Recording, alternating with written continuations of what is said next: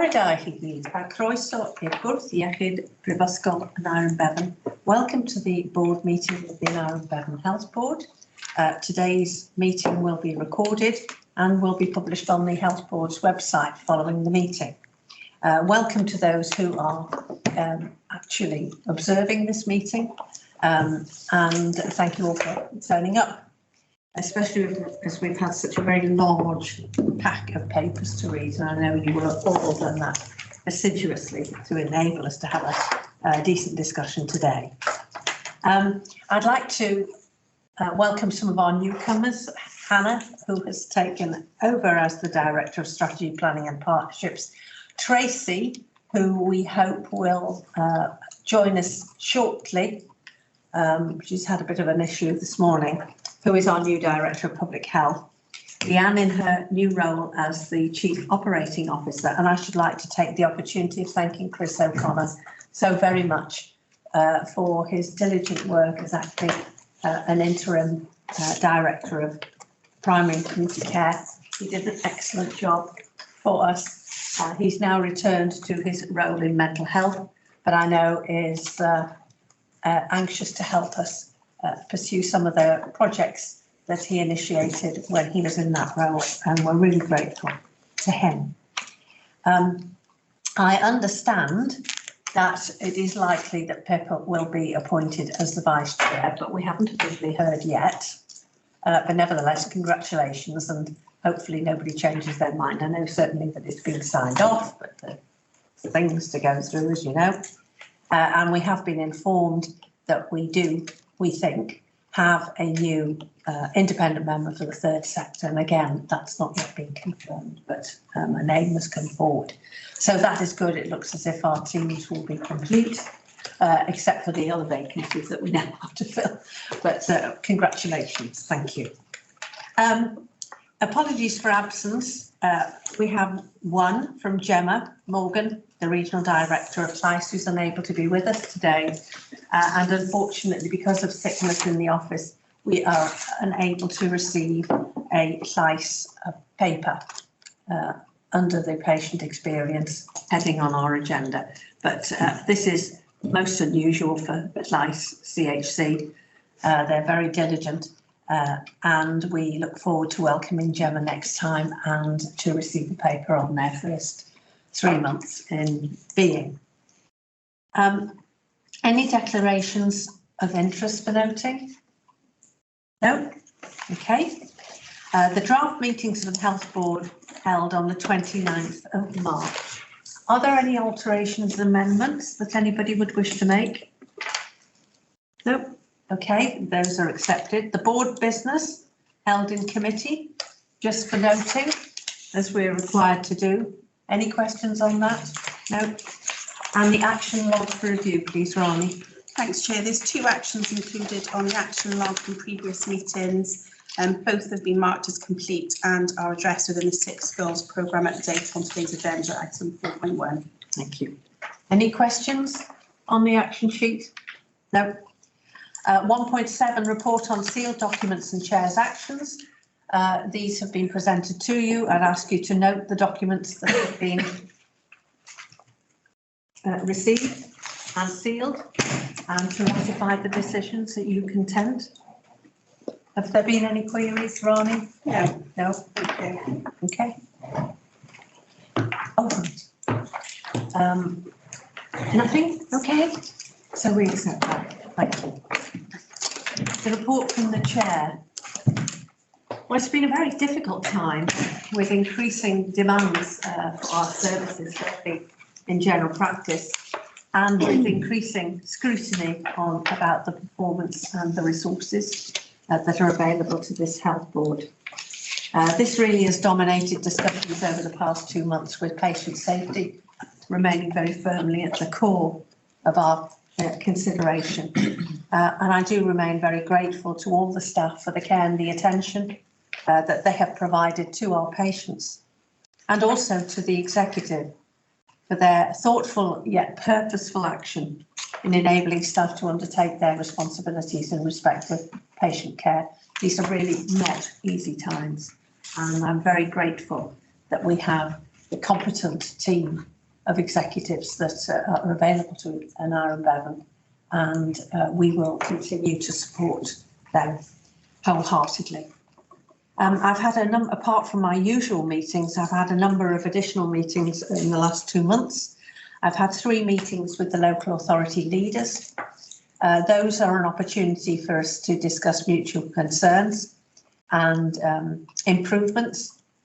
I have taken the decision that we will formally report all improvements in their areas to them, so that they can keep up with exactly what we're doing and why we're doing it, and that's been welcomed. And we have talked about the Regional Partnership Board and the PSB, in which we have a mutual understanding and interest. There has been a chairs meeting and an away day follow up with the Minister, where we discussed the priorities and the budgets, and everybody will know that the priorities have been slightly slimmed down by the Minister, but nevertheless remain very challenging, and the resources available to us to deliver have been stretched to the limit and beyond, really. We discussed that and the consequences. We discussed the new further, faster, together policy of the Welsh Government in respect of the joint working in health and social care, and note that the consultation document on that has been published in the last week. It will be circulated to you, and we will be discussing it at our next meeting for a formal response.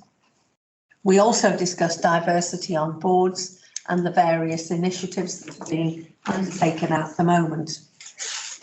And of course, we have discussed the consequences of the actions arising in Betsy Cadwallader University Health Board, and have met Audit Wales with the board secretaries to discuss further steps.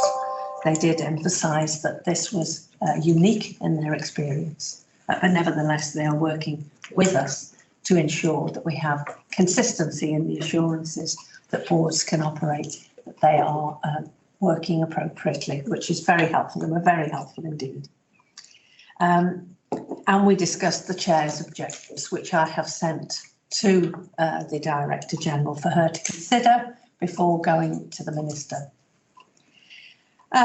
We had a CHC meeting and final farewell. It was extremely well attended, and they went over what they'd sought to achieve over the past, was it how many years, 50, 30? It's an awfully long time anyway. And we had an RPB chairs meeting with the Minister, which looked at the potential changes to regional partnership boards and their authority, and again the conjoining of the better planning of services between health and social care. And we had our regional partnership board learning day as a consequence of the winter pressures and the plans that arose during those.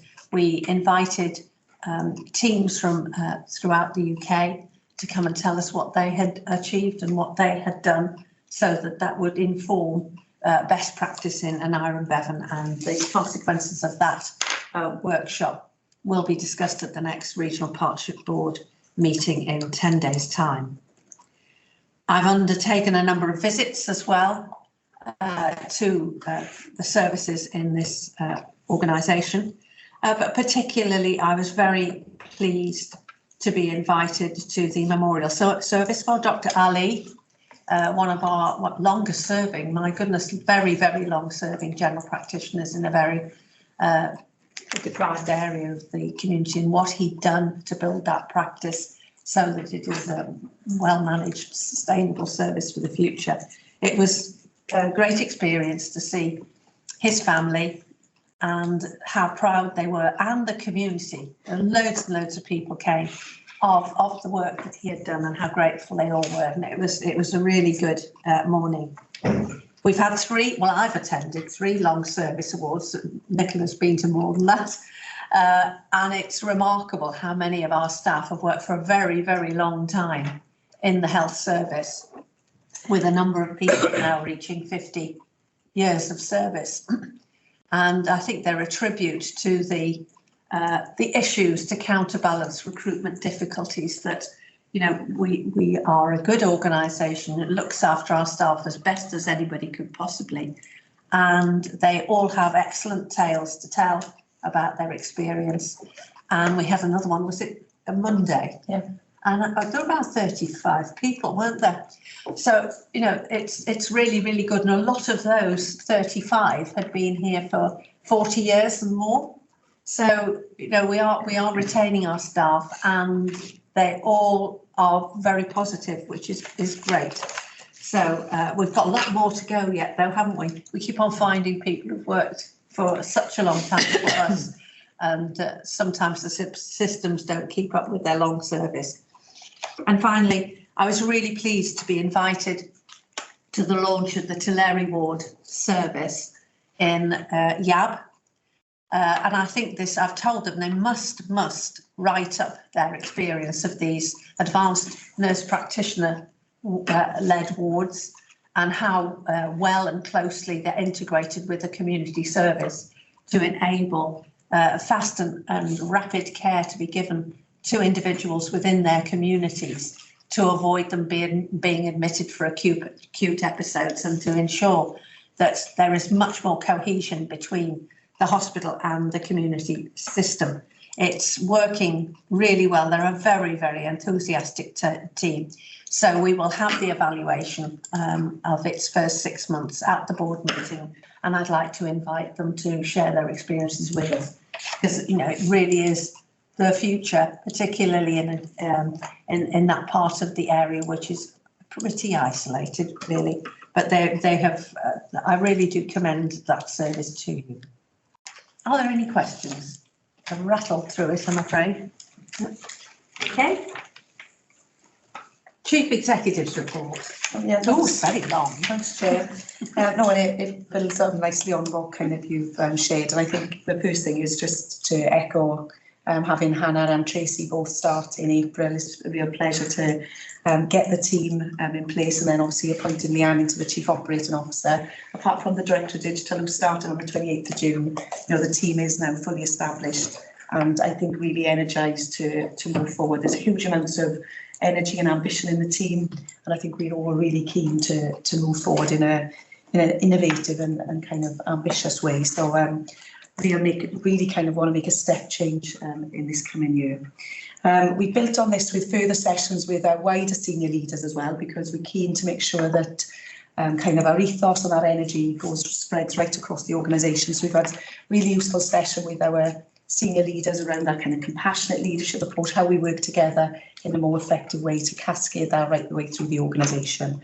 Leanne and Jenny went as part of an IHI conference to Copenhagen with other colleagues last week, I think, come back with some really great ideas and some great evidence elsewhere internationally as well that we're keen to use and bring back into the organisation. So watch this space. I think lots of work, and I think NHS 75 this year is a good opportunity for us to kind of launch a kind of different way of working going forward. But we'll have more conversations as a board about that as we move forward.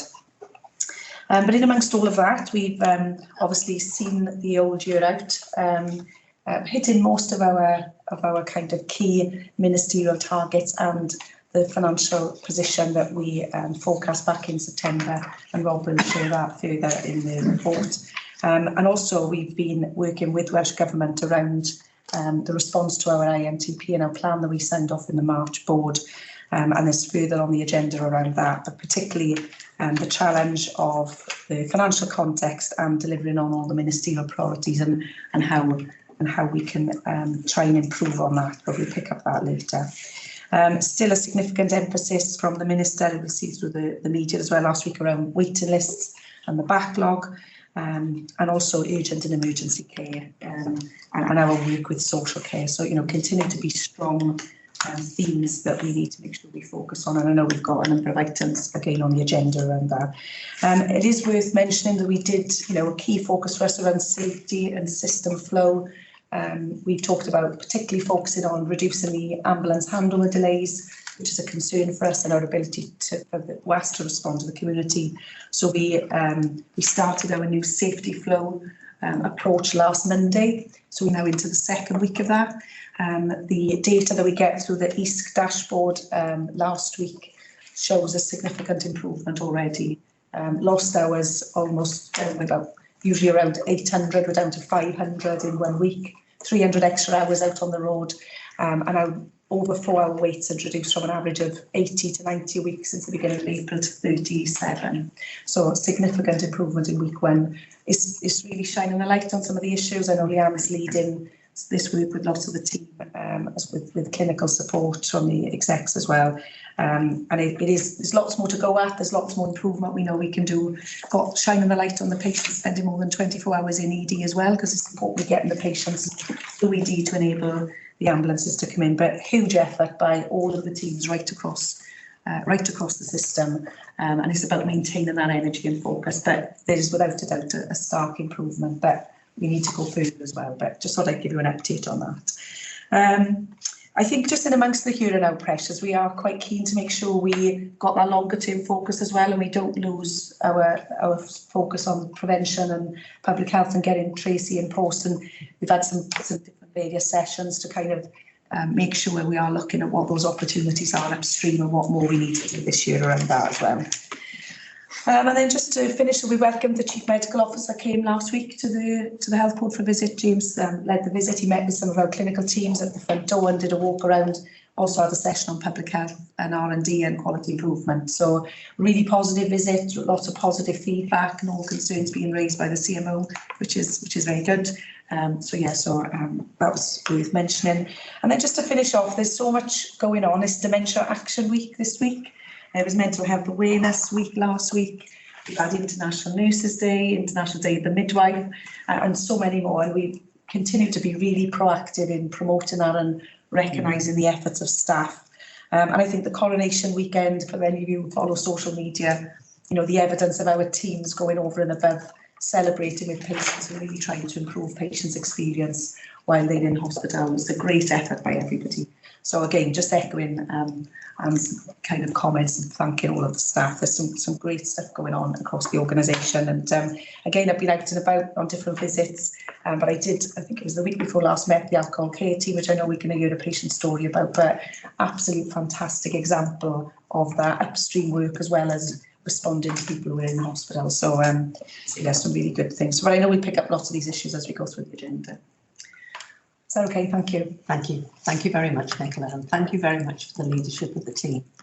It's a great assurance to us that you're all so focused. Are there any questions to Nicola? No? Thank you. On to 2.1, patient story. Thank you. Yeah, I think Brian is going to play the story, but as Nicola has said, this is a positive story from the alcohol care team. I think they're a fantastic team. I've met them, and it's a really good example of where we can do proactive work with patients to really change their lives. And in fact, some of the people on the video have been patients and now work for us and are positively impacting other service users' lives as well. So it's a real example of how recovery and restoration can help people to move on with their lives, but also the value of the work we do with patients to engage them in their care and the positive impact it can have. So thank you. Please do enjoy.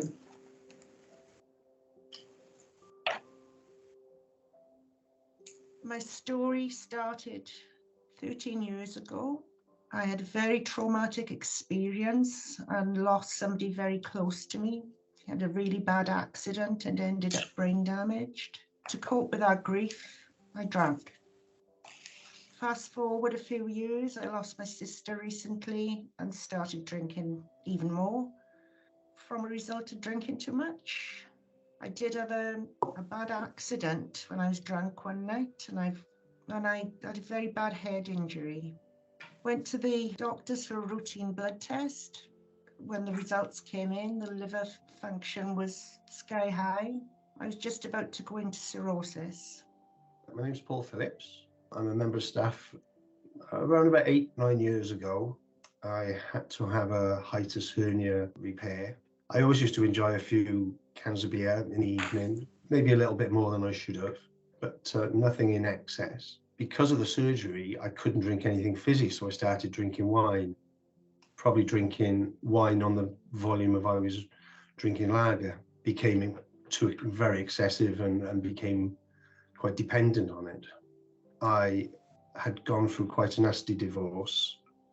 My brother, who had twin 16-year-old daughters, one of them was in the British gymnastic team and came into hospital with some illness that they weren't sure what it was. One of my colleagues brought her up to theatre. I was working. It was my niece. I was there for a resuscitation from 5 in the morning till 5 in the afternoon. And tragically, they withdrew treatment. My brother started drinking excess. I was going back and forth to his house, drinking excess. My alcohol use really was problematic straight away from the very first time that I drank alcohol. And I drank to get absolutely obliterated every time. It was never social for me. It took away this social anxiety that I had. I was using it as a crutch through traumas that I had been through. I was blind to that. I never made the link that I was using it to suppress emotions and feelings. Drinking then became more secretive and worse as well, because I felt that people were keeping an eye on me. Out of defiance, I started drinking more and more. Then drugs got introduced to that. The only thing that mattered was another drink. People were willing to put me up if I was willing to put the drink down. And I just wasn't willing to do that. I was happy to live rough. I was willing to die on that hill. My name is Andrew Yeoman. I'm a consultant liver specialist here in the Gwent Liver Unit within the Aneurin Bevan Health Board. I'm also the clinical lead for the alcohol care team here. This was a service that we set up a number of years back and then got funding for a 7-day extension.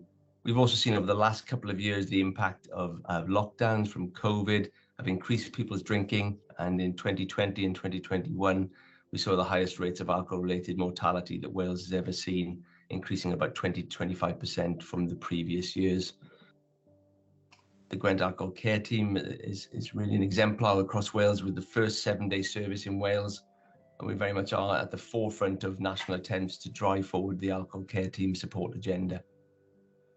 Gwent has also become a Marmot region, which means that it's an area that's committed to tackling health inequalities, and we know that alcohol use disorders tracks very, very heavily with indices of deprivation. Our role is to support patients that come into the hospital with whatever injury or illness they may have. If they've got a history of alcohol dependence, where they drink alcohol daily and it would be dangerous for them to go without alcohol suddenly, we will support them with the medically managed detox of alcohol. So we provide education to clinicians, to patients and to their families around the risks of stopping alcohol suddenly.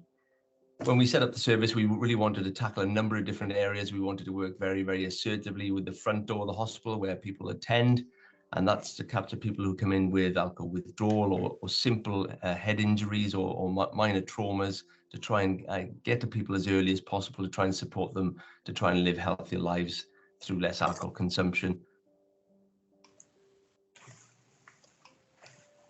We also really, as a service, set up to try to break that stigma that patients with alcohol use disorders face every single day, both in the community and sadly sometimes in hospitals. A lot of patients that we see have been judged all their lives. They haven't told anyone in their families or their friends about what's been happening with regards to the alcohol addiction, and you might be the first person that they've actually opened up to. We as a team do have to challenge negative attitudes towards this patient group, and sometimes people could be labelled as a difficult patient. A difficult patient is quite often a patient in difficulty. Sometimes we need to take a few steps back and look at their finances, their home life, because they can't begin to address their alcohol issue if their basic needs are not being met at home. Every time they come back in, is a new opportunity, a new unique opportunity to try and make changes, make positive changes, make the patient believe that they're worth more than what they probably feel. When I was in residential rehab, I just had this vision, I just had this realization, I think, that this was the sector that I should be in. This is what I should be doing. I should be helping people, I guess, because I know where agencies had failed me through no fault of their own, but I know where they went wrong with me, and I knew I could provide what they were lacking in some sense. My role is a very special role, I'm very passionate about, and it's primarily an outreach role that deals with the most complex patient care upon discharge from hospital. Alcohol doesn't discriminate, so it doesn't matter who you are, what you are, how much money you have. It's about alcohol being part of somebody's life and the effects and dangers on that. So I provide interventions centered around a cognitive behavioral therapy style of working with patients in the community to really elicit the solutions to the problems.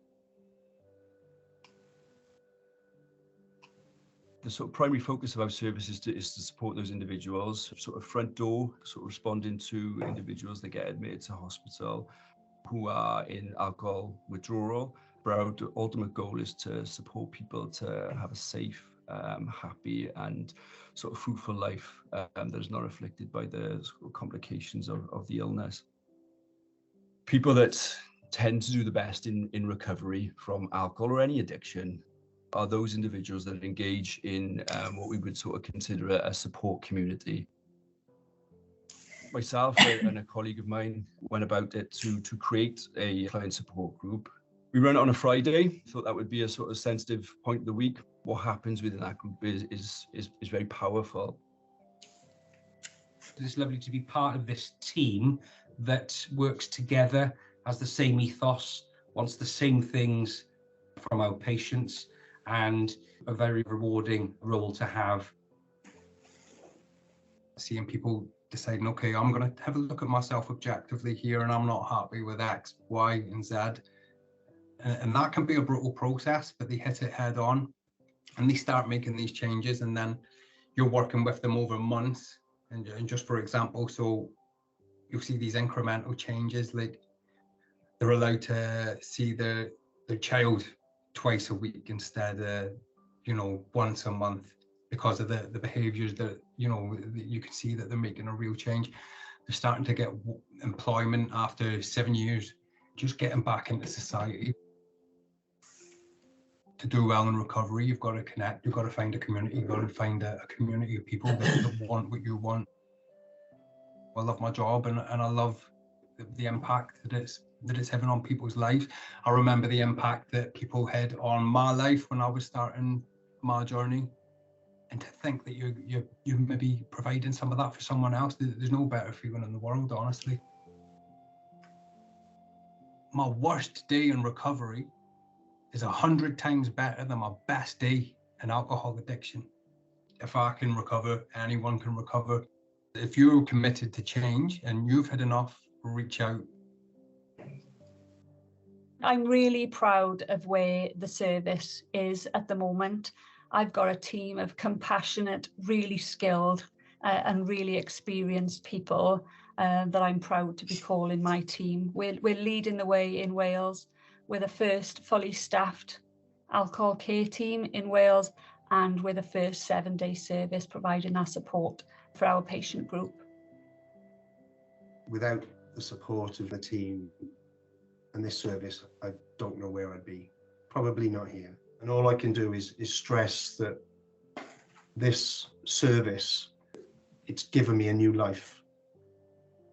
It's crazy to think I actually get paid for doing this because I love it, because I love it so much. It's not often you can say, how many people can really say that they do something they love.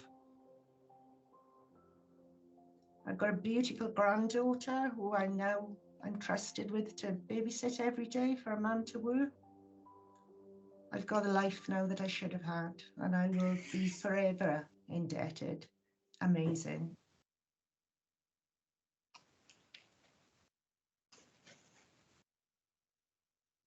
Thank you. Thank you, Jenny. Are there any questions to Jenny?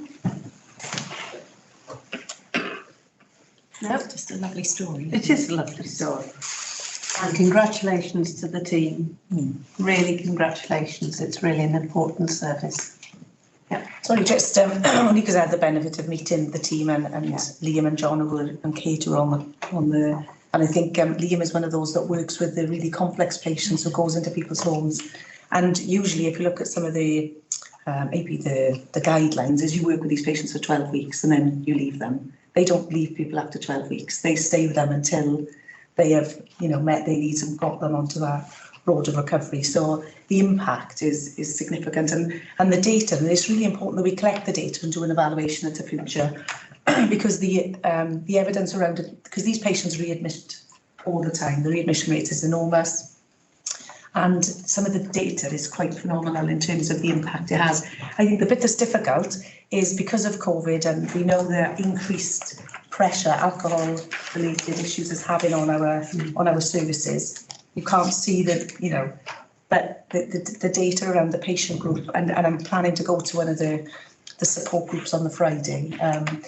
But also the people are now facilitating that themselves, so the benefit that brings. But I think they underplay the data, and I think we need to see that because the impact is enormous. And I think it's a really good, and the passion in the team about trying to get community support groups in place to avoid just picking them up in the hospital structure as well was really powerful. But some really good work going on with that team. Thank you. Bevan? Just briefly, I think there's obvious ties, isn't there, between the alcohol team and drug use, and the question is whether or not there's learnings from the one team to the other team, and it's obvious that the 7-day service has been something quite significant, and so are we offering the same when we're talking about drug users, because we have the same challenge, don't we, with people being constantly being readmitted as well. And I think a lot of the challenges that faces the two groups is so similar that it would be really good to see how they work together.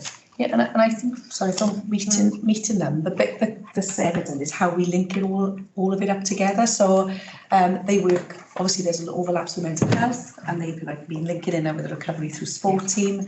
When we were talking about community centres, we're doing the cardiac rehab and heart failure team. We're using facilities, and this is where we come back to the integrated wellbeing hub and those place-based care is how we wrap all of these services together, because lots of them will overlap. Some of these patients will be accessing all of those. So you could really see how and they've already started making their own connections, but I think we've got to help facilitate that for them with those overlaps, as you say, for drug use, mental health, and other physical conditions that come on the back of that. Rob? Yeah, just a quick comment. Historically, when this was initiated, it was on the back of a value-based healthcare programme, which very clearly demonstrated the value for money as well as the broader outcome value as an investment. So just to add that, it is an efficient service to support. Thank you. Well, thank you to you all. That was really good. It was a really good one, and well done to the team. Could we move on to 3.1? The integrated medium-term plan, please, Hannah. Thank you, Chair. So just to remind colleagues, at the March board, you approved the INTP, and then that was submitted to Welsh Government. The plan, as it set out then, did respond to the ministerial priorities that were issued as part of the planning framework, and really kept a focus on quality thread throughout and patient experience, whilst balancing the challenges of the context we're in from the service sustainability, workforce challenges and the financial context. Towards the end of April then, we received some feedback from Welsh Government on the plan, and that essentially is unacceptable in its current form based on the extent to which it delivered the ministerial priorities and the financial position. It was the same sort of communication that was received to all health boards in terms of the ask to review the contents of the plan. So what's being asked for from Welsh Government is that we review two main parts of the plan, the commitments against the ministerial priorities and the financial element, and provide an update paper to them by the end of May. Just for a bit more context, the letter was supported by a meeting that a number of us execs had with Welsh Government colleagues, And we've also had a number of one-to-ones with key officials and some more detailed feedback notes from that meeting and on the templates themselves. I'm going to pick up where we are on the work we've done on the ministerial priorities and walk you colleagues through that and draw out some things from the paper, and Rob will pick up on the work we've done on the financial plan. So in terms of the ministerial priorities, the ask was that there were 4 that we looked at in detail again. So there was they accepted the commitments and the ambitions set out in our plans around delayed transfers of care, mental health, which had a number of templates associated with it, but asked that we review our primary care commitments, particularly our planned care and cancer, and also our urgent and emergency care. And this was in recognition of the very public commitments around improving access to waiting lists that the Minister's made, and the challenges that that both the Chair and Nick have touched on in terms of the urgent and emergency care system.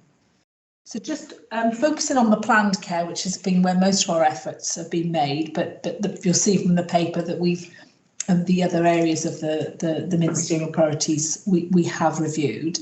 From a planned care perspective, what we've done is gone back round the iterative loop in terms of seeing what is achievable. Can we respond to that challenge to go further and look at what opportunities there are? Some principles that have driven that is that we don't want to drive more cost into what we were doing because of the financial context, but we wanted to look at, does our most up-to-date data and information tell us that we're in a different position to where we first did the modelling? Tested ourselves on the productivity and efficiency gains that we expect to see through the programmes of work we've put in place, and put some challenge back in through the teams to make sure that they were reflected. So we're stretching but deliverable.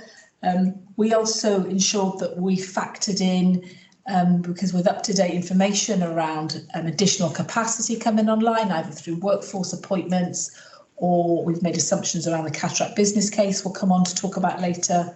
And the culmination of that work has led to an improved offer from a planned care perspective that you see set out in the table.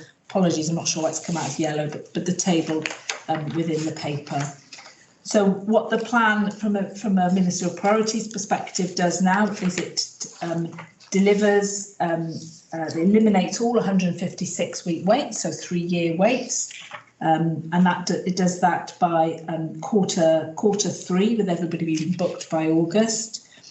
It eliminates all 2-year waits by the end of December. That's a significant improvement from our March position, so both outpatients and treatments.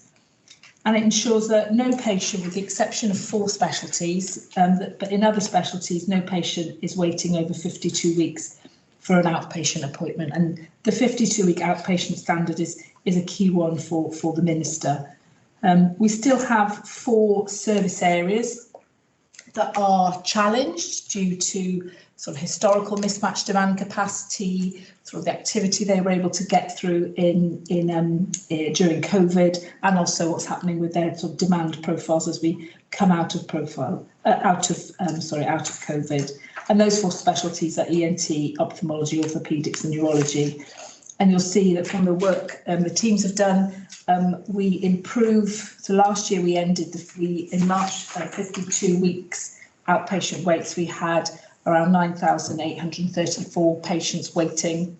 Our March submission saw that due to our demand profiles just over 12,000, but we've improved that position for this proposed submission to bring it back down to the levels we ended the year. So in those 4 areas, we still have some tricky pathway issues that we'll continue to focus on.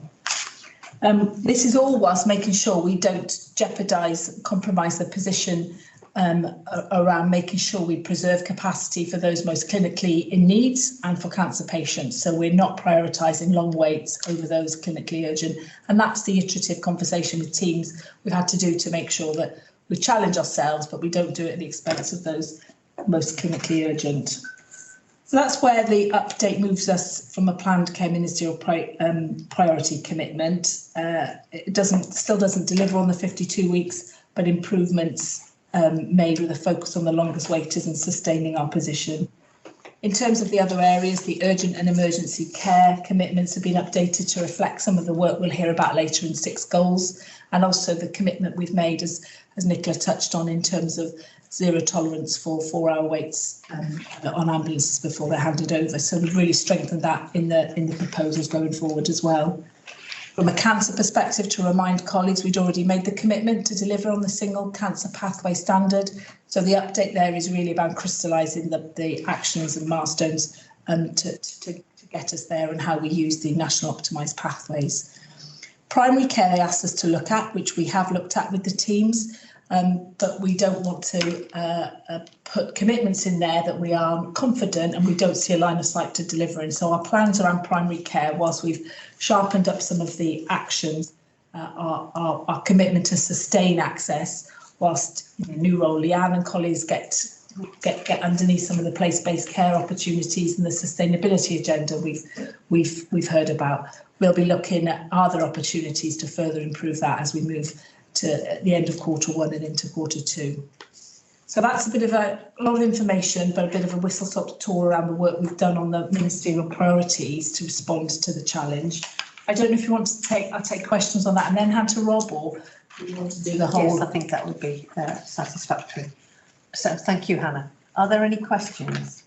So could I ask, do you feel that's enough to get through the discussion on what needed to be done? Good question. I think there could be challenge around our position on 52 weeks outpatients. We have a lot of work to do in those 4 specialty areas on pathways.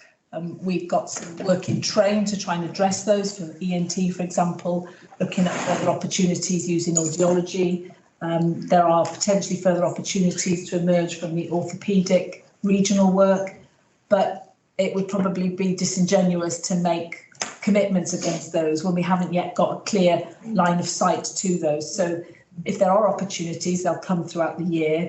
But I do think there's a position where we might get challenged back on the 50 applications. But I think our commitments and ambition around the other planned care priorities is leading really well as our planned care position. And it's remiss of me not to mention our commitments to deliver the 8-week standard around diagnostics, which again, we're a bit of an outlier in a good way for that across Wales. So that's a critical part of both the cancer pathway and the planned care commitments. It's emerging through health boards are all doing similar work at the moment to see where they land, and whilst the letter came out in April, there's been additional correspondence from the Minister around additional asks, sort of, or slightly nuanced on the timescales, but this paper tries to pick up those additional asks that have come in around bringing some of the milestones forward. So I think we're in a strong position, especially if we tell the story about how we've got there. We've been stretching but ambitious, but we'll always, as you would expect us throughout the year, to continue to look at opportunities to go further. Thank you, Hannah. Is there anything, so beyond the ministerial priorities, is there anything in the rest of the plan that we now think actually we need to review? Because we're obviously 2 months into the year now, so we're 1/6 of the way through. Yeah. Is there anything else we need to review? Because obviously we've got a couple of, you mentioned cataracts, there are costs coming through on this. Is there anything that's going to push our targets or our deliverables for the year that we now need to review as well? As I say, given where we are. Well, typically we do that at the end of the first quarter. So we're still, and I appreciate we said we're two months in, but we'd look at that at the end of the first quarter. I think there will always be opportunities because what we're doing isn't static, is it? So the work we're looking at around place-based care, the work that Tracy, new into post is looking at opportunities around that agenda that really aren't picked up disappointingly in the ministerial priorities. So in terms of our broader commitments and ambitions, I think there will be things when we come to do the Q1 review, both from a projections perspective, but also what our commitments are and our priorities. So I think if it's acceptable to bring that back when we've okay. Yes. So is there a risk to us then, given that we are 2 months on, to say nothing changes now, but in a month's time, actually we are going to change something? Well, we're delivering the plan in its broadest sense, whether obviously externally with government there's a real focus on the ministerial priorities, but we're still pursuing our commitments that we've made in the plan in all the areas of the plan. It's just this lens and this update has been in this area. So I wouldn't want anybody to think that we're not doing the other stuff that we've. Oh no, it was more of a case of are we on track with the rest of the stuff as far as we can tell at this moment? Yes, yeah, we'll have some, as I said, as we get to the end of Q1, we'll have to review where, for example, where we are on capital availability. How does that make us look at our priorities within the plan? And some of it will be sequencing rather than what we're doing, and it'll be the timing issue. Okay. Sorry, just a follow up. I mean, it's terrific work, Hannah, and I think great work for you and your team. And obviously, you have discussions within Wales. Has there been discussions about what we're not going to be able to do then? Because when you've got priorities, if the emphasis is on that, then what, in a Wales term, with regard to other boards, are people saying, well, if we do that, we aren't going to be able to do something else? Has there been discussions on that? We've talked about choices. Choices that we make. I think we'll probably talk about it often in a financial context, but the conversation, because clearly the position is very challenging, both in terms of collectively the commitments to deliver the priorities, but as Rob will come on to talk about the financial position, and that is going to lead us to a conversation about choices, whether they be policy choices, and I think Nicola may want to come in here in terms of Welsh Government and their willingness to go there. It's recognising that policy, as well as local context, is driving a lot of what we do. So there'll be policy, it could be policy choices, as well as the local choices. I think through the work that the teams come up, whether it be through the divisional reviews or through looking at our risks, there are cases and investments that we would probably love to put forward to make, but at the moment we're having to choose not to do that yet, whilst we don't have a sort of an investment stream for them. So we've actually made some of those choices through the plan at the moment. It's both about where we put our resources, but where we collectively put our time as well, and the capacity of the teams we've got, recognising the operational landscape as well. It's just a very brief process question, really. So this is our response going back to Welsh Government, and presumably they're going to come back to us. So there's a question then about whether or not they want us to change it again, and what the timing of that you think might be, and if it falls outside of the board cycle, how are the board going to be kept engaged or informed, I guess is my, it's just to make sure that we're all kept up to date with it, because it's obviously changing very quickly. Yes. So yes, based on the conversation today, and if with your support on these both elements, we will turn the contents of this paper into our response back to Welsh Government.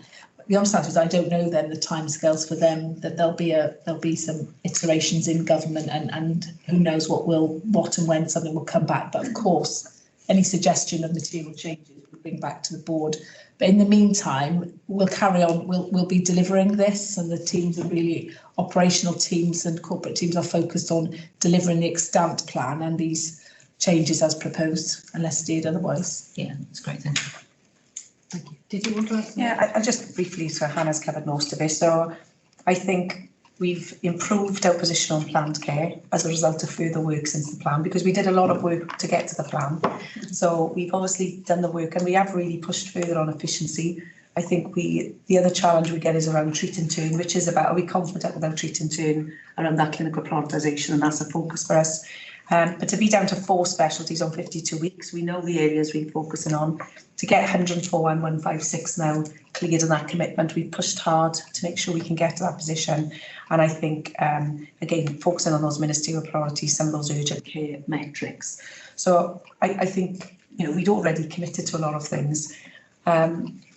I think the big debate is about the financials alongside that. That's where the debate is around, can you go, and some of the further financial opportunities compromise delivery of the ministerial priorities. Yeah. And that's the juggling act, which is the conversation we need to have with Welsh Government. So I know we've had conversations with board briefing about local choices, national choices, they are things that we kind of cover in the letter for further discussion. But, you know, I think going back to your point, Paul, there are things that we're not doing that I really want us to do. You know, we talk about prevention. Diabetes is a major issue for us going forward. Our investment in pumps, we've talked about Primary Care Academy to improve the workforce resilience. And at the minute, we've not made those investment choices because of the financial context. So we're constantly trying to make those kind of investment decisions based on benefits, outcomes, value. But it's a really tricky juggling act. And so I think it's the financial, and I think, well, Rob will come on to it in a second, there's a lot of risk still in our plan. It's not an easy plan.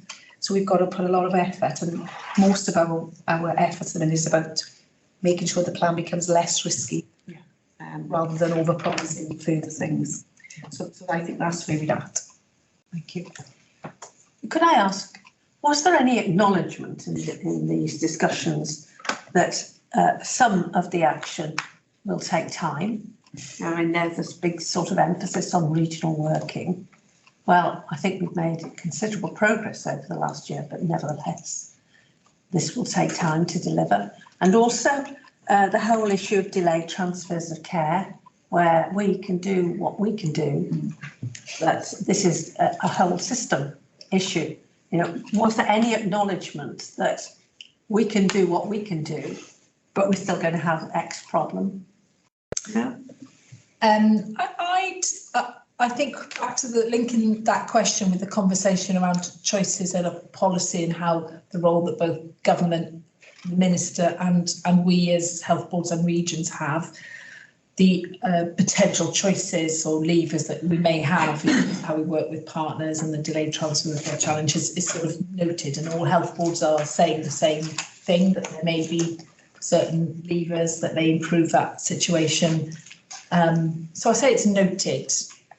Explicitly, I'm not, you know, I maybe defer to Nicola on how explicit. There was some conversation yesterday at the National Leadership Board about this, and I think, I suppose the challenge back is, you know, what are those proposals? You know, perhaps explore those proposals in more detail and put them on the table.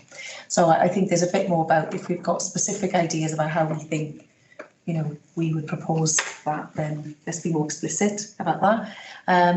And then I think that there's been a constant discussion about balancing that short-term versus long-term sustainability. And you know, if we put all our efforts into the short term, I know the public health team, National Public Health team, have done some work around diabetes, for example, and a number of other chronic conditions, and what that future outlook looks like, which is quite a scary graph, to be honest, in terms of the demand profile in the future. So we've got, and there is some work we need to do, and we've talked to Chief Execs and Welsh Government about commissioning that. What does that longer term piece look like, and what do we need to do? But at the same time, we've got to get through this year as well, and it's almost trying to do a bit of both. But it is tricky, because we could be making decisions for the short term, which actually compromise our long-term sustainability. So, you know, everyone acknowledges it's quite a difficult place to be at, with no easy answers. No. Thank you. Rob? Yeah, just before I do the finance bit, I think it'd be just picking up what Nicola mentioned. I think years ago, if you remember, the Welsh Government commissioned the Health Foundation to do a future review, obviously pre-COVID, and a lot of the plans and the resourcing around that has been, from Welsh Government, has been based on that piece of work. And it feels like, for me, there's probably a need to do something equivalent now. We're coming out of the post-COVID pressures.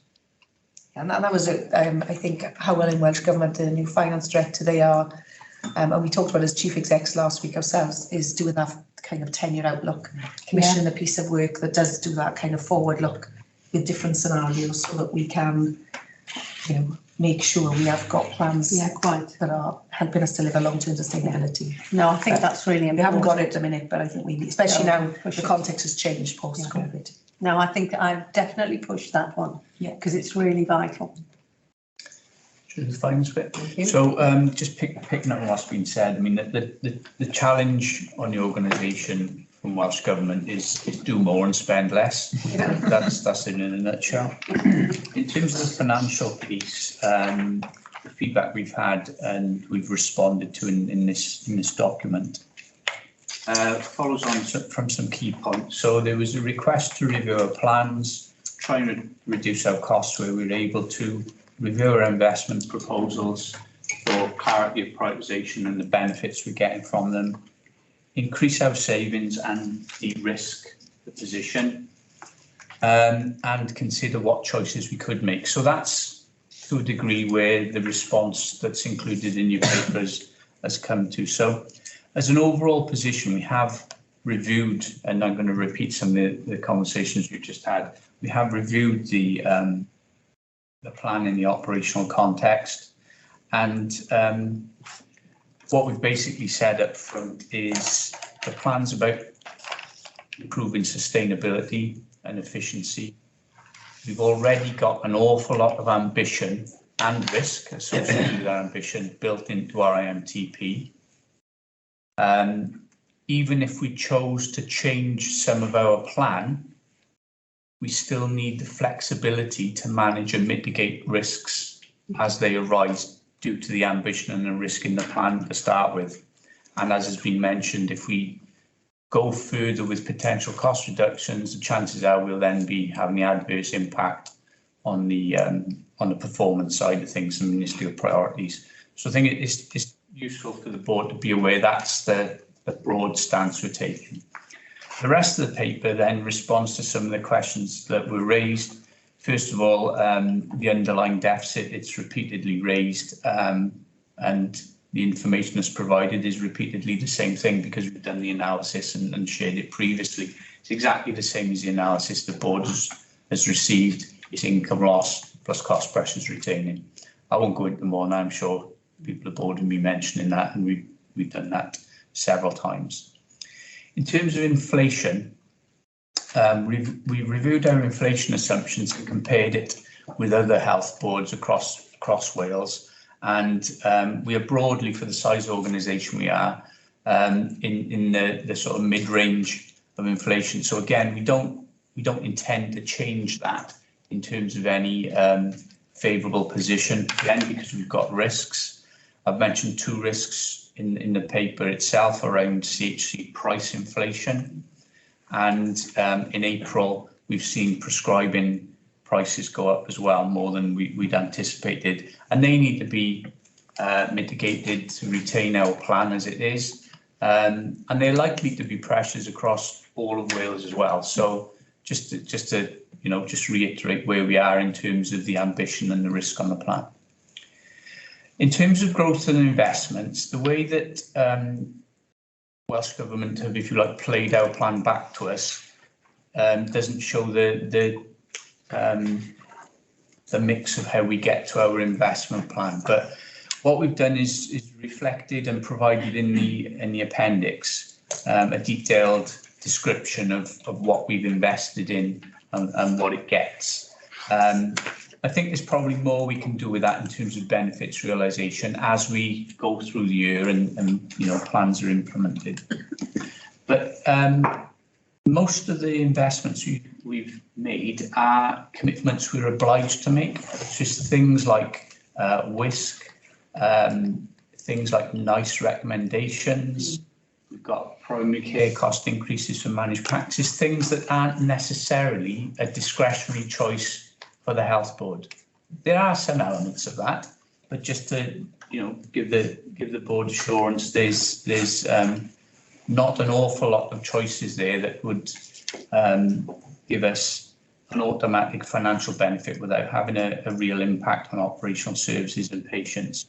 It is a fund for innovation and development, potentially for investor sake, but also we've got a degree, we'll potentially use that for a degree of cost mitigation as well with some of the risks that are emerging. So again, I'm repeating myself, but it comes back to a reflection that the plan is ambitious and we need to be brave in delivery of that to get where the plan says we will get to. We've included an analysis of run rates, and again, I've shared that with the board previously, but it does show that our net financial plan doesn't actually significantly increase our costs compared to last year.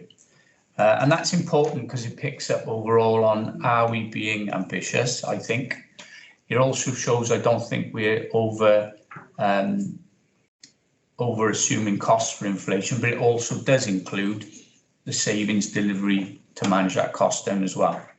And in terms of savings, we're holding to the £51 million target. That is a mix of cost reduction, efficiency improvement, and making the most of income opportunities.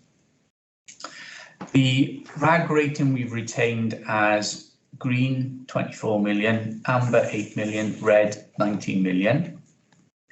That's what was put into the IMTP, and we feel as execs that's still reasonable.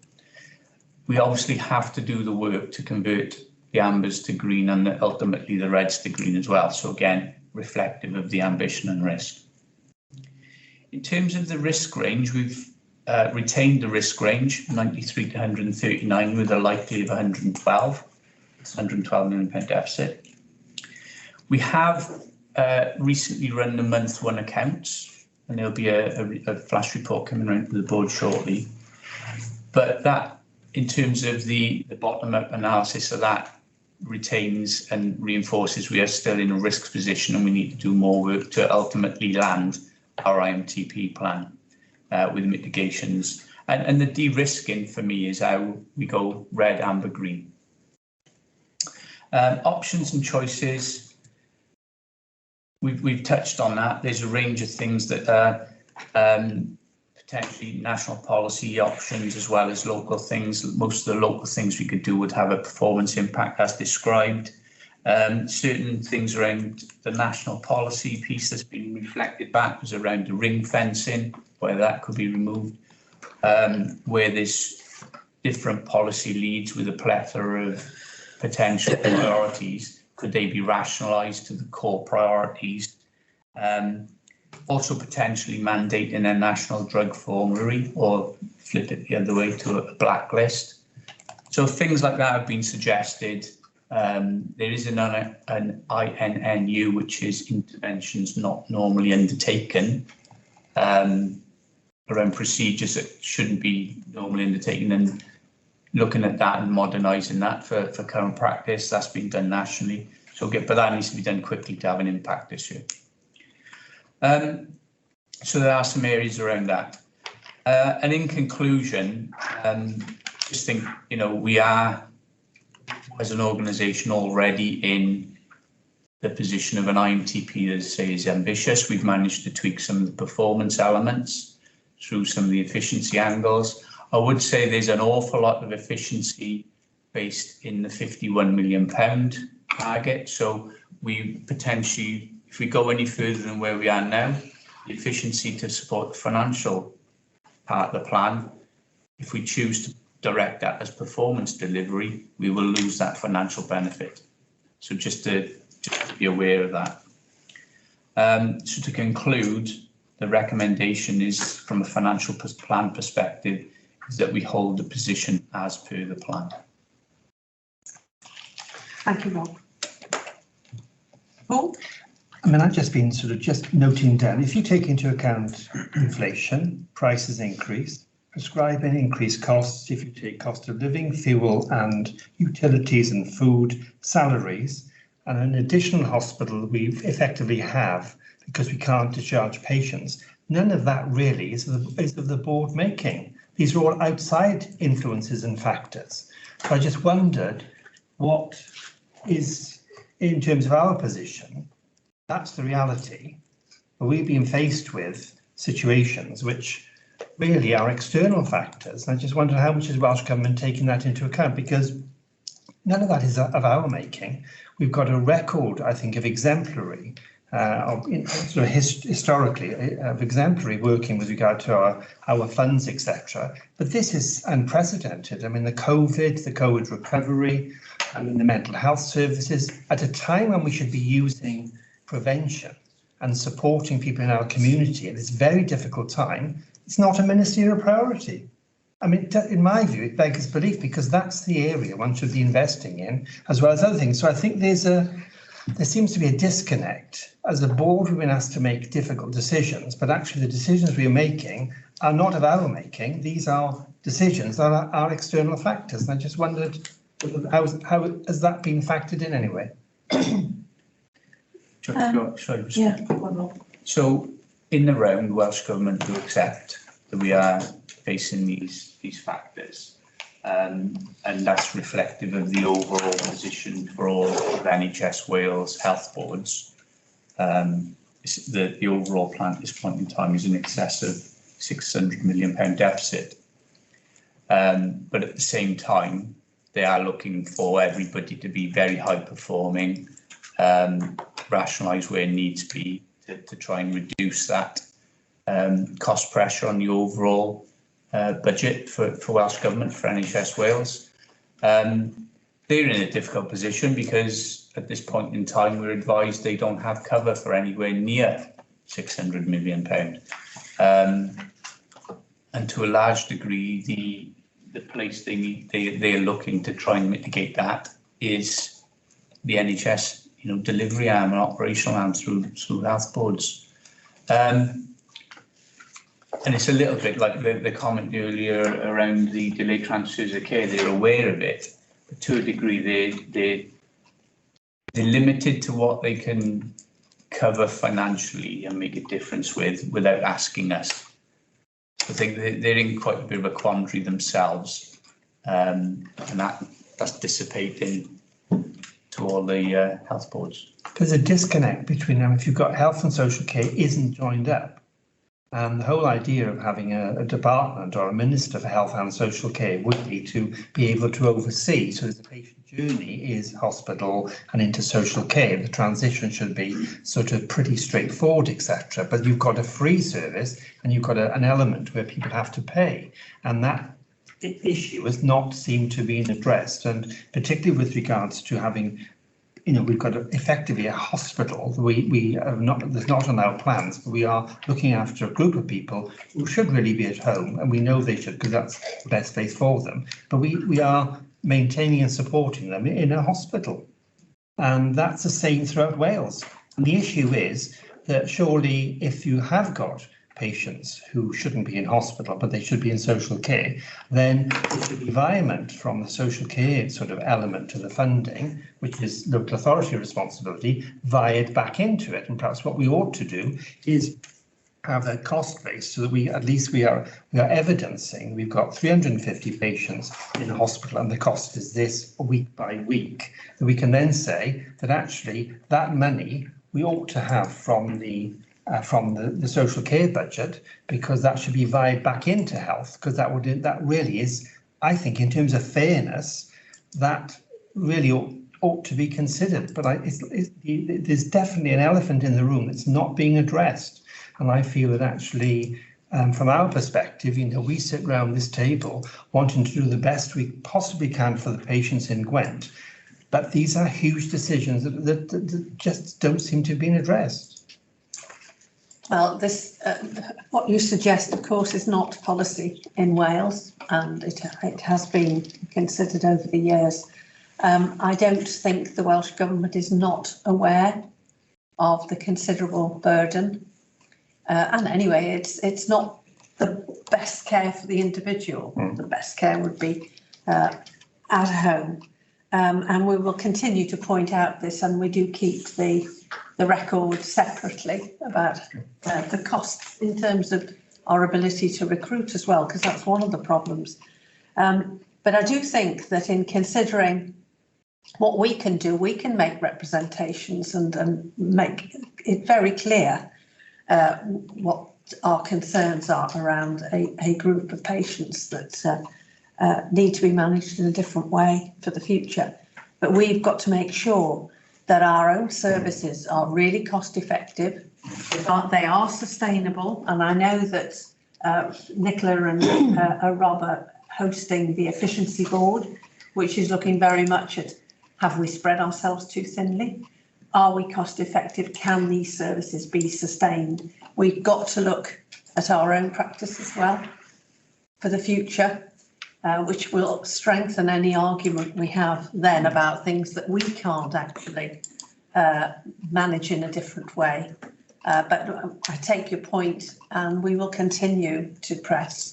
I mean, the encouraging thing from what Rob said was some of the issues like on prescribing and the national formulary, for example, seems eminently sensible. And I think it's probably a number of ideas that the Welsh Government can then look at and think, well, let's try and do something differently. So I think, there's obviously discussions being had which are helpful, but I still think that there are, wider issues that will be politically unpalatable. Because ultimately you're going to have to reduce service or reduce things because they're unaffordable. Yeah. Yes. Well, that's the discussion we're going to be having around this table. Ewan? Just a quick obviously you've taken us through the costs and the assumptions that we've got behind it, which seem, very sensible, I'd say. But obviously we were picked up on being an outlier in terms of some growth costs or growth in our costs. Do we have any idea what particular, was that more of a general comment that seemed to go to everybody? We did have more growth costs, but it's linked to how people in other health boards have cut and landed the segmentation of their plan. So where we were either in the pack or on one category or under on another, we were basically over on growth. So that's why we were differential. I haven't got, because the Welsh Government haven't shared explicitly if we are different on specific areas. But in the round, we were very, very similar to Swansea Bay. May even have had the same number, if I remember correctly, once you add up a couple of the categories.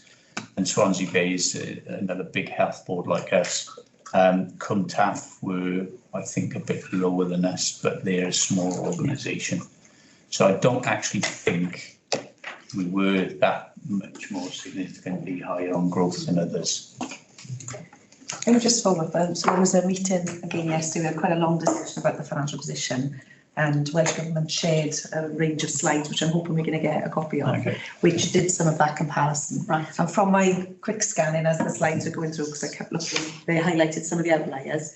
The only one that kind of popped up there was around inflation specifically, and it was marginally, but the rest, the growth message didn't come out in the same way yesterday. All the others we seem to be well in the average.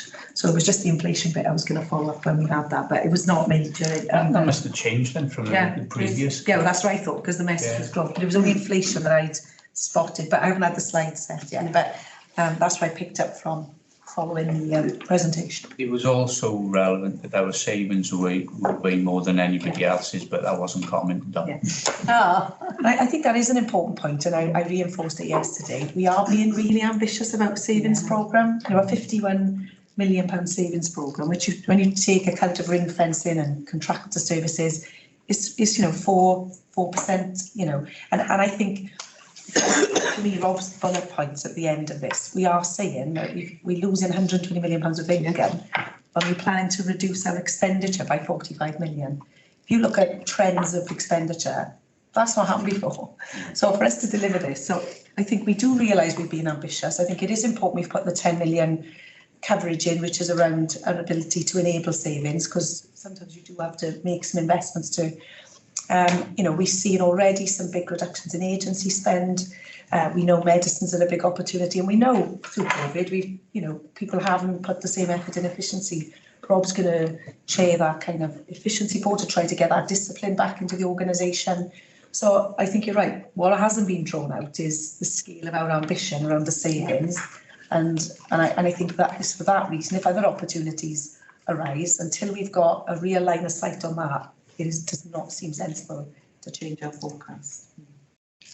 Rob, sorry, Phil. Rob. Yeah. Rob, what's driving this expenditure increase in CHC then over and above what you would expect given the current climate and inflation, all the rest of it? I mean, CHC is mainly about staffing costs, isn't it? And I would have thought that we've repriced CHC anyway, in line with inflation or whatever else.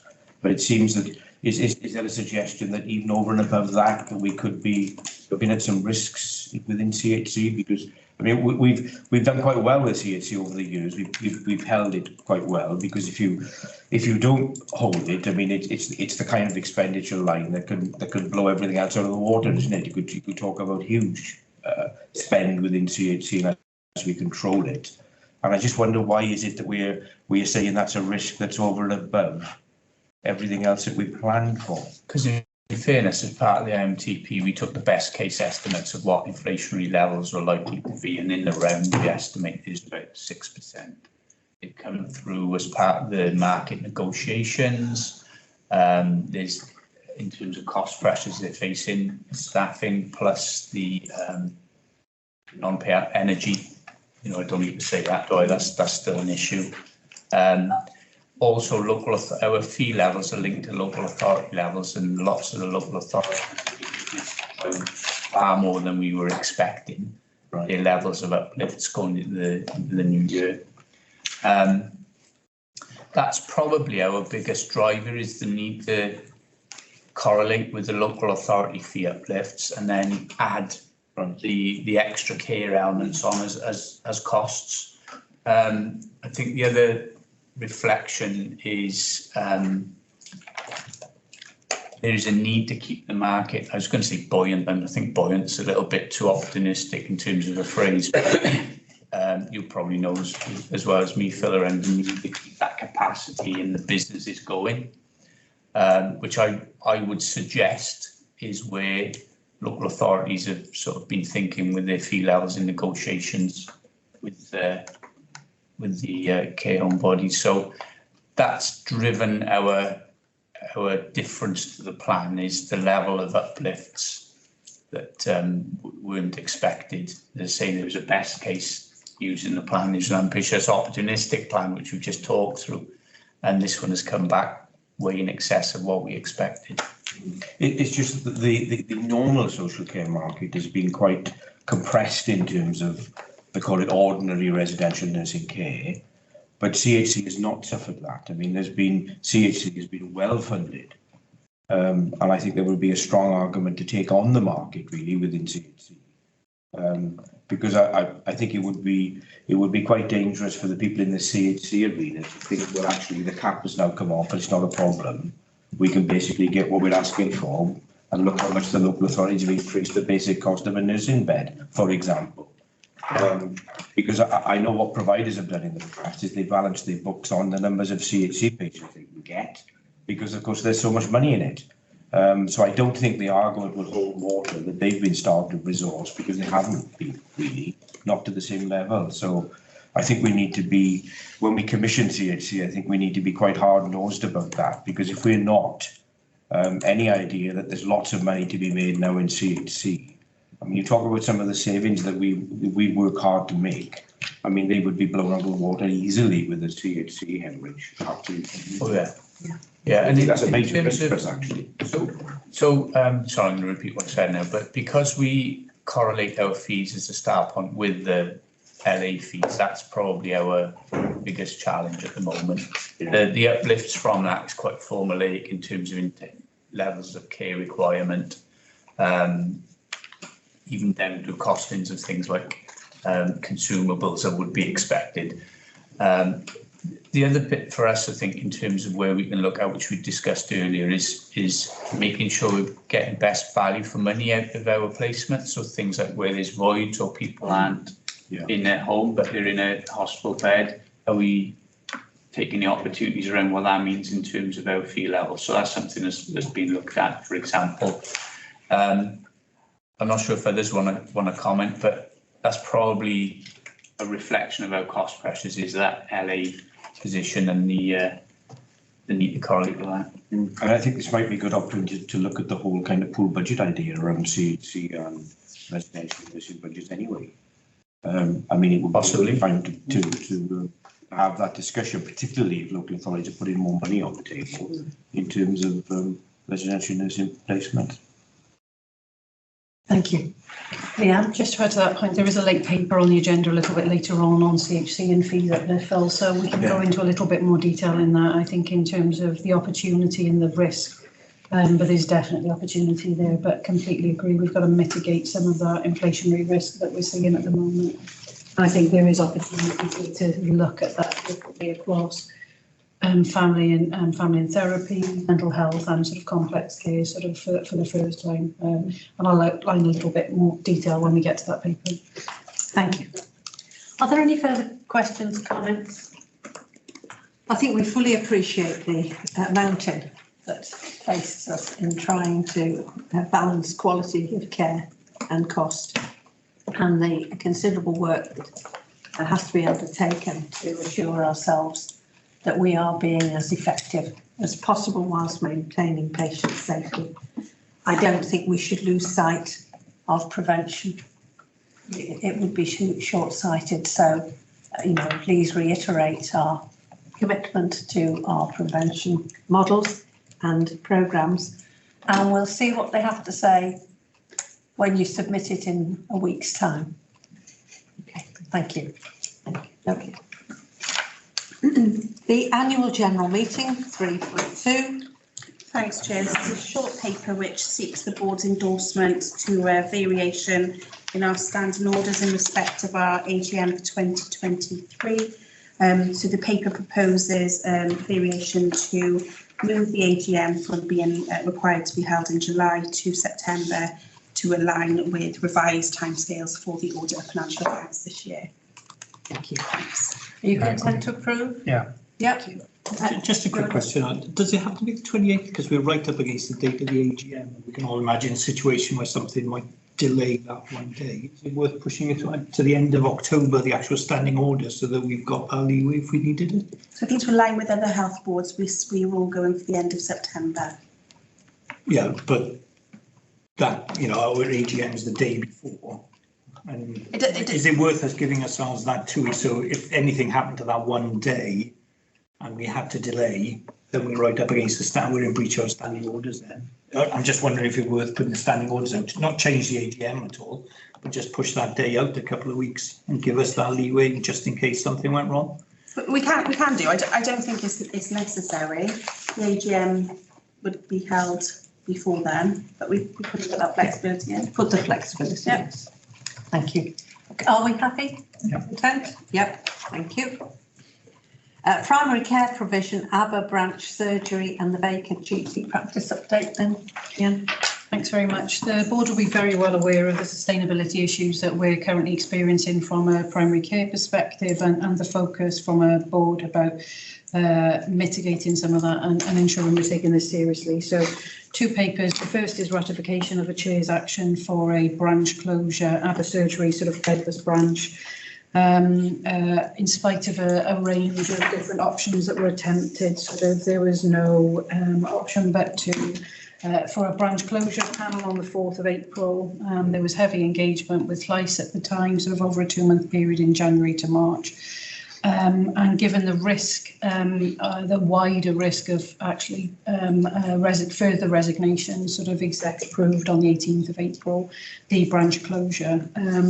That branch has closed with effect from the 8th of May. I have checked in with the team and they have regular updates from the practice in relation to any issues, and I've asked them to check with both LMC and CHC, Freudian slip.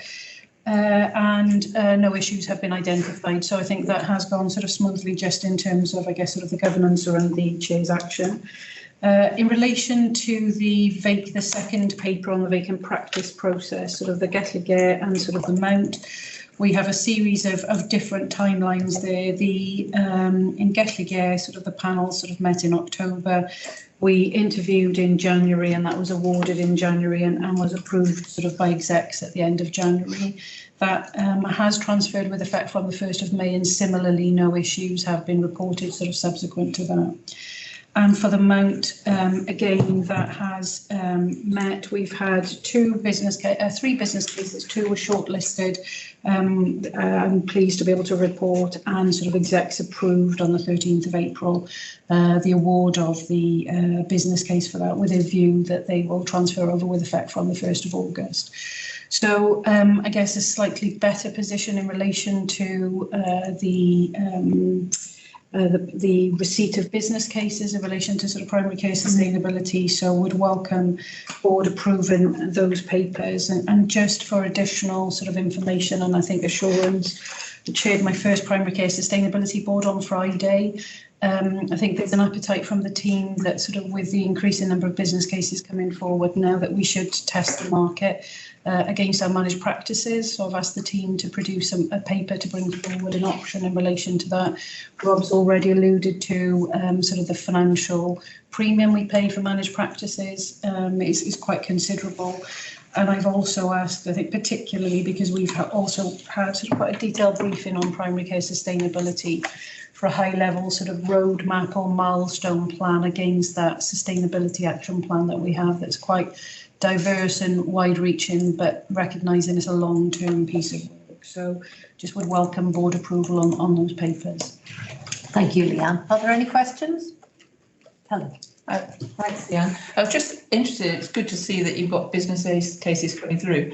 Are they from people who are already in Aneurin Bevan and therefore are moving around, or is it people coming from outside the area and wanting to take those practices? We've got a mix actually, Helen. So in some instances we've had sort of local GP practices wanting to take over, and I think that's been really positive. But we've also had sort of more recently sort of external providers coming in, well-established business sort of models elsewhere. I think the credibility of those offers and business cases has been clear for the panel to see. So I think it will be sort of really interesting to see how they how that sort of I guess fits with the wider sustainability piece. But I think given the success that we've had of late around those vacant practices, then I think the team feel that we should be testing the market. I think is for us to decide, I guess, the scale of ambition for the number of managed practices we take back, because there is a transactional sort of cost to that for us, or time basis. So, but well, as I said, I've asked the team to do an urgent paper, given I think the fragility, the sustainability piece, and the financial sort of context as well. And I think we'll be able to have sort of a further update on that. Thanks very much. Thank you. Are you happy to accept? Yeah. Recommendations? Good. Well, that's looking much better than it was a little while ago. Thank you. The Nursing, Midwifery and SCPHN Workforce Strategy 23-26, and welcome Linda. Jennifer. Morning. Morning, Linda. Linda, can I just start with a couple of things? Is that all right? Yeah, of course. Just to set the context. So there are just a couple of things I want to say. The first is that this is a really important milestone, I think, for the board in terms of setting the strategic direction for nursing, midwifery, and this specialist community public health nursing workforce. It's that's why it's scuppered, because it's quite a mouthful. Because they are our largest workforce, they drive a lot of our costs, and they are now becoming a scarce resource in the UK and internationally. So I think it's been really important for us to set some ambitions around what we want nursing to be in terms of the workforce moving forward. That will support our recruitment and retention. It will support the fact that we want AB to be the place that people want to work. They want to come here, they want to have their whole career here, and they want to stay here. That's more efficient, it's better for them, and it provides that career development opportunity. It links to efficiency. This strategy will support reducing variable pay. It will also support efficiency. And also, of course, it links to what you said earlier, Anne, around new and different nursing pathways, like the work they're doing at YAB, so the development of advanced nurse practitioners. So I think this is a really important piece of work. It builds on many of the work streams already in place, but what we're saying is we want to lift those up to a strategic level, to be really clear about our ambitions for the future. Sorry, Linda. And not got a lot to add. So yeah, thank you. So hopefully everybody's had an opportunity to have a look at the strategy, and the purpose of it is just really to set out the Health Board's vision and ambition to address our current nursing workforce challenges, as Jenny's just referred to, and to really drive forward a plan that explores and supports new ways of working with very clear pathways for career progression and educational opportunities. You'll see from the strategy that each section has a priority action plan that we are currently implementing, and that by no means fulfills the whole of the nursing strategy, but it certainly sets out our priorities and starts to set out our workforce plan going forward. There's a focus on recruitment, marketing and branding with the strategy, but it goes way beyond that. It's about making sure that people want to take up a career in nursing, as we're very conscious that the universities are struggling to ensure enough nurses enter into a nursing career, and the attrition rates are of concern as well. So the focus of the strategy is to put ourselves in the very best position to attract and recruit staff, and ensuring that every contact counts and our processes are very slick, making it very easy for our staff to onboard into ABHB and to make our processes very slick for our managers as well. The strategy aims to ensure staff feel supported and their future is extremely important to us, and that we'll invest time and effort into settling them into an organisation, but beyond that, to develop the individuals so we retain them. We wish to ensure people see nursing, as I said, as a career of choice. Therefore, we need to raise our profile within schools, communities and universities, and offer a volunteer to career apprentices and investing in our healthcare support worker workforce, because we know they are the backbone of the nursing workforce, and actually they are our future nurses.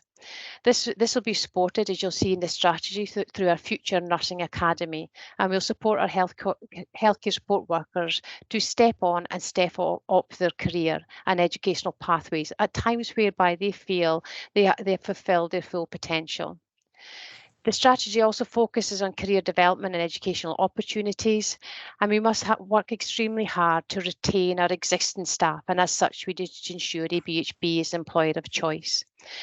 I just wanted to finish off by saying we've already made fairly significant inroads in regards to our priority actions. We've already started bringing in our internationally trained nurses, and for the first time ever, we've actually managed to appoint international trained nurses to YYF, which has always been a difficult area to attract nurses to. We've managed to ensure pastoral support, accommodation, and an area to undertake our OSCE training. We've already commenced our cadets and apprentices. We've got a recruitment timetable for the next year, and we've at last secured an educational base for our practice educators to undertake our OSCE training, and we've also now developed our KPIs. So we've had really good feedback from the ground floor with regards to strategy. The fact that it's very visual, and people are and the divisions are actually using the priority action plans to develop action plans with their own divisions. And happy to take any questions. Thank you. Sorry, could I just add that this is very much being done in partnership with Sarah and Shelley within Workforce. It is a joint strategy. We've worked through it together. It's very much owned by both of the directorates. Thank you. Thank you, Linda. Any questions? Paul? Can I just say, I think it's an excellent plan, and I think it is visual, but it's also it's vibrant, and Linda and the enthusiasm and the joint working between Sarah and Jenny and the teams, I think, is to be congratulated. I think the question I was about to ask has been mentioned. I wanted to talk about international nurses and the support for them. You mentioned accommodation as being able to be supported, and the issue that came up last year was OSCE with regard to the difficulty, but that's been resolved with the sound of it, because that was the sort of trying to get the qualification, I think. So all in all, in terms of our international recruitment, the wraparound, which is supporting the individuals coming in, looking at what their needs are and their support and the qualifications, all that has been resolved amicably. Yeah, and I think that AB has a really good track record. We've got international nurses that have been here 20 plus years. Right. We've got Filipino nurses that have been here a long time, and Linda and I and others went to the celebration event, and they're delighted to be working here, and they're encouraging the next generation. Good. They support those that are coming in. That's fantastic.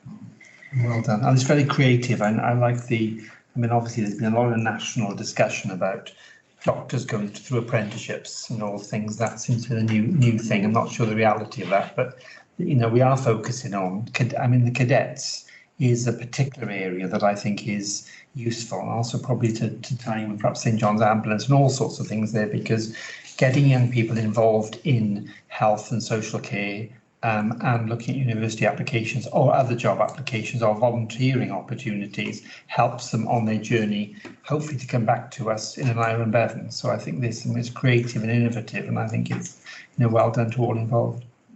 Thank you. Did you want to add to Just to add specifically on the OSCE, and Linda popped her hand up, so she may be going to say something similar, but I know other health boards are experiencing some delays with OSCEs and also having some ongoing issues, and I'm pleased to learn that we're not experiencing the same amount of delays and the same amount of issues. And I think that goes back to the comments that have been made about the investment that we put into that practice educator role and the support for our overseas recruits. Did you want to add something, Linda? Just very briefly, that we also have set up international cafes for our international nurses, so they're support cafes. So we meet every month to hopefully iron out any issues. So they're pastoral support, but there's also education and training. And just also to add on our apprentice, we're doing very well with our apprenticeship, and we've already got nursing apprentices who are asking to access their nursing careers now as well. So I think it's a really positive approach for us. Yeah, well done. Thank you. Yeah, thank you, and I really like the way this is presented. I have to say it's really clear, and it's interesting that we all seem to be focusing on the international recruitment, because that was going to be my question as well, and it's around English and spoken language, and because this has an impact on patient care, particularly for people who are hard of hearing, with people who have different accents, that kind of thing. And it's probably implicit within this, but it wasn't stated, about the level of support we give to people who are learning English as a second language, but also for those people who are already speaking several languages, their ability to learn Welsh, for example, is something that I think could be enhanced, and that also could give us an opportunity for better patient care for a certain group of patients. And so there was something for me in this about the support that we give people for learning extra languages, whether that be Welsh or whether it actually be English. But I'm sure it's in the actions, but I thought it would have been good to have mentioned it, that's all. I think in terms of the English language skills, we've probably learned from our mistakes of the past in terms of what our tolerance level is for that English language ability. And so that's built into our overseas recruitment to overcome those immediate issues with that. In longer terms, in terms of offering opportunities to learn additional languages, I don't think we've specifically thought about targeting that to overseas recruits any more widely than we do in our current offer to all of our staff. That's something we could always pick up, and it would be good to maybe use some of those cafes and those peer networks to explore the opportunities. Thank you. Any further questions? Yes? Yeah, only one. Thank you, Chair. It was around the return to practice. I'm pleased to see that we're looking at the flexible working options for that. And I'm just wondering whether or not we'll be extending that to the rest of the workforce, because obviously with the types of hours they work and all that sort of stuff, it's sometimes difficult to fit in the flexible requests or the agile working agenda within this type of workforce. So we chatted about flexible working earlier this week as a team, because we were specifically looking at some of the informal feedback that's come through events that we've been undertaking, and a formal evaluation of that is due to take place at the end of next month.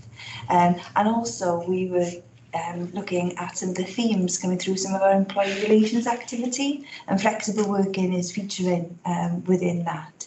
So we will be developing a cross-organisational approach to flexible working moving forward, because not only does it support those colleagues who want to return to practice, it will support everybody across all of our different generational groups in terms of our workforce. So we want to make sure that we take time to listen to the feedback the staff have given us, formally and informally, and then develop a specific strategic way forward to look at flexible working, which will have to be linked to service needs. But I think that listening to staff is more we need to do in that space. I'm encouraged by that. Thank you. Okay. Thank you, Louise.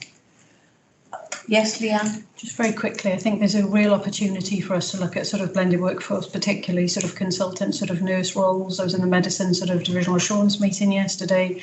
For, you know, we are continually recording 6 consultant vacancies, and when you consider sort of our urgent care priority, sort of the type of patient sort of demand and profile, and therapist as well, I think it lends itself very well to looking differently. Yes. When we've had long-standing vacancies, I think it just needs for us to look at the service model in a slightly different way. But I think that there's a lot of opportunity here for us in terms of that.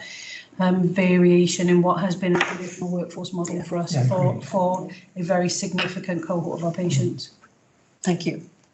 Okay, are we happy to adopt this nurse staffing Well done. strategy? Thank you, and thank you very much, Linda. Thank you. Bye. Bye. The 3.5 regional cataract business case. Hannah? Thank you, Mr. Chair. So this business case is presented to the board today in the context of the regional ophthalmology strategy that I believe the board signed off in March, which is indeed in part of the wider regional working across South East Wales. And AB, as you'll be aware, is leading, as part of our contribution to the regional work, is leading the ophthalmology work. And I'd suggest there's also sort of leading the way in how to do this regional planning, because the ophthalmology work is the most advanced. So I did just want to give credit to Chris Dawson-Morris for getting us to this place with this business case. Tricky territory to negotiate over the past few months. So this is a business case for an interim cataract solution, and whilst you'll have seen from the regional strategy that there is a commitment to look at eyes and ophthalmology in its broadest sense, due to the clinical and risk issues associated with long waits for cataracts that we'll all be aware of, this is a real priority for the region, and needing to get some additional capacity into this service is critical for that reason. And it's founded on really a real mismatch in terms of the demands into this service and the current core capacity.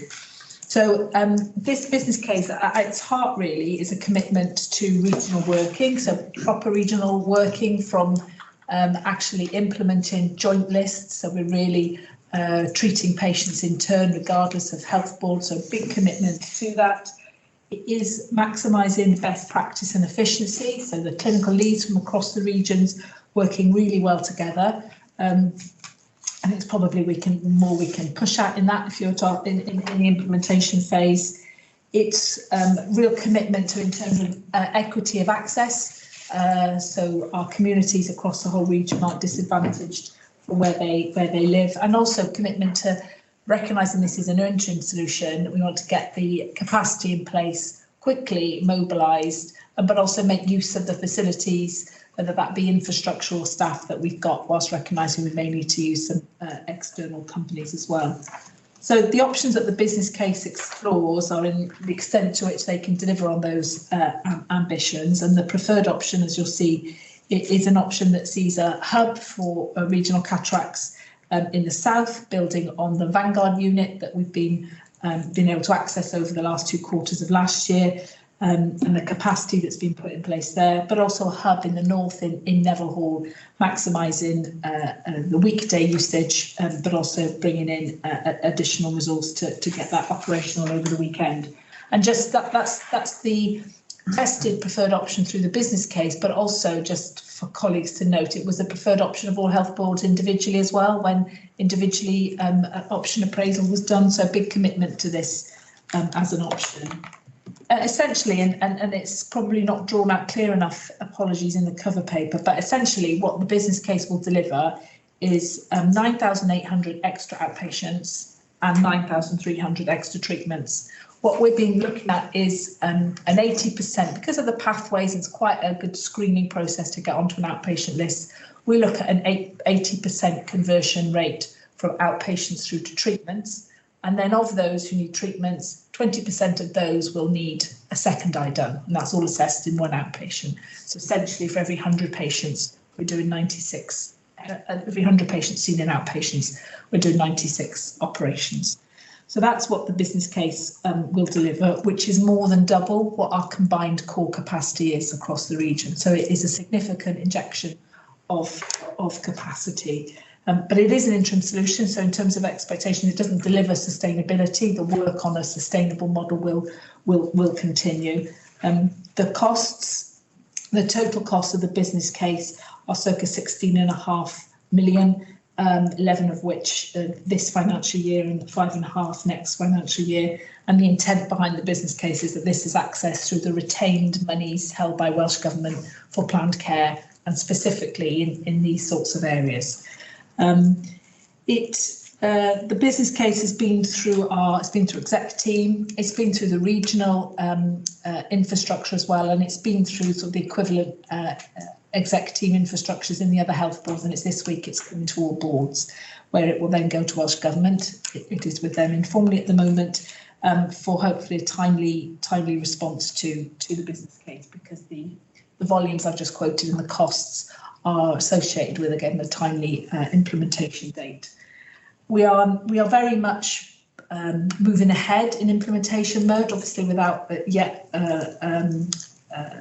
deploying any resource or committing any resource, but there's a lot of planning around, as you can imagine, how we work regional lists, which patients go on core lists, which patients go on regional lists. So an awful lot of work. As I said, our team are leading with engagement from the health boards to deliver that. So I think the last thing to say is it has been through CHCs, so CHCs are aware of the work. The CVB are aware of the work. It's gone through all three and are supportive of the approach being taken. So I'll pause there and happy to take any questions. Thank you, Hannah. And I think we've talked about this for a long time, and it's nice to see something coming that all the three health boards have agreed and will improve quite substantially the number of patients who can be seen and treated. So that's really good, and well done to the team. And Nicola, I know, played a big part in getting this. And everyone else got the credit now. My early days of He's got the scars, we've got the acclaim. Well done, Yeah. So are there any questions? No, well done. Just a quick one for me. The funding that's in there, is that guaranteed funding to us, or is that still up in the air? So are we being asked to approve it subject to the funding? Sorry, should have been clear. Yeah, we've been asked to approve it subject to funding. We won't be pursuing this unless the money comes from us. Sorry, that wasn't clear. Yeah, apologies. Which, just to link the previous item I spoke to, we are assuming in our improved performance position that this is funded. So if this isn't funded, that will affect some of the commitments we've made there. Then, sorry, just a follow-up. Then the second piece of it, if you like, when are we looking to actually bring the sustainable piece? Because obviously we're not treating enough patients. We're not still, yeah, absolutely. When do we think we'll be bringing that forward? I would have to just, I would have to just check the timelines on that. Apologies to you, the work is actively happening. There is a lot of learning. It has been, as we've touched on, challenging, but loads of learning, not just for ophthalmology, but for regional working more broadly. But the implementation phase is a key focus, but we have recast the governance arrangements around the ophthalmology work stream to make sure that we don't lose the traction on the sustainable solution, the cataracts, but also the other elements of the strategy, so the Centre of Excellence, the VR solutions. So I'll confirm offline if that's okay, some of those timescales. Thank you.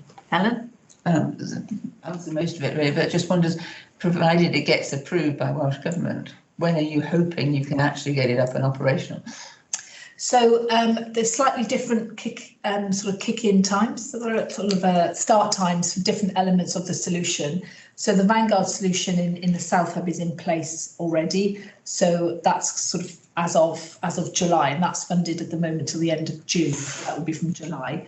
In terms of recognising the lead-in times for some of the recruitment we need to make through Neville Hall, that's looking at end of August, early September for that.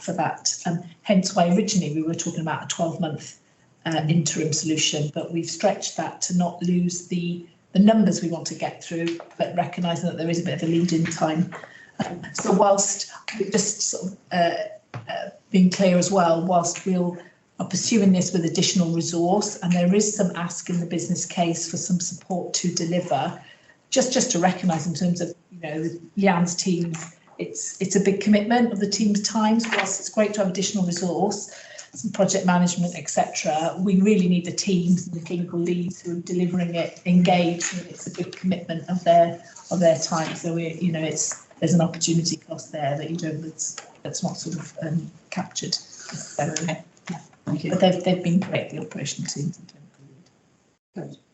So are we happy to endorse the proposal subject to funding from Welsh Government? Thank you.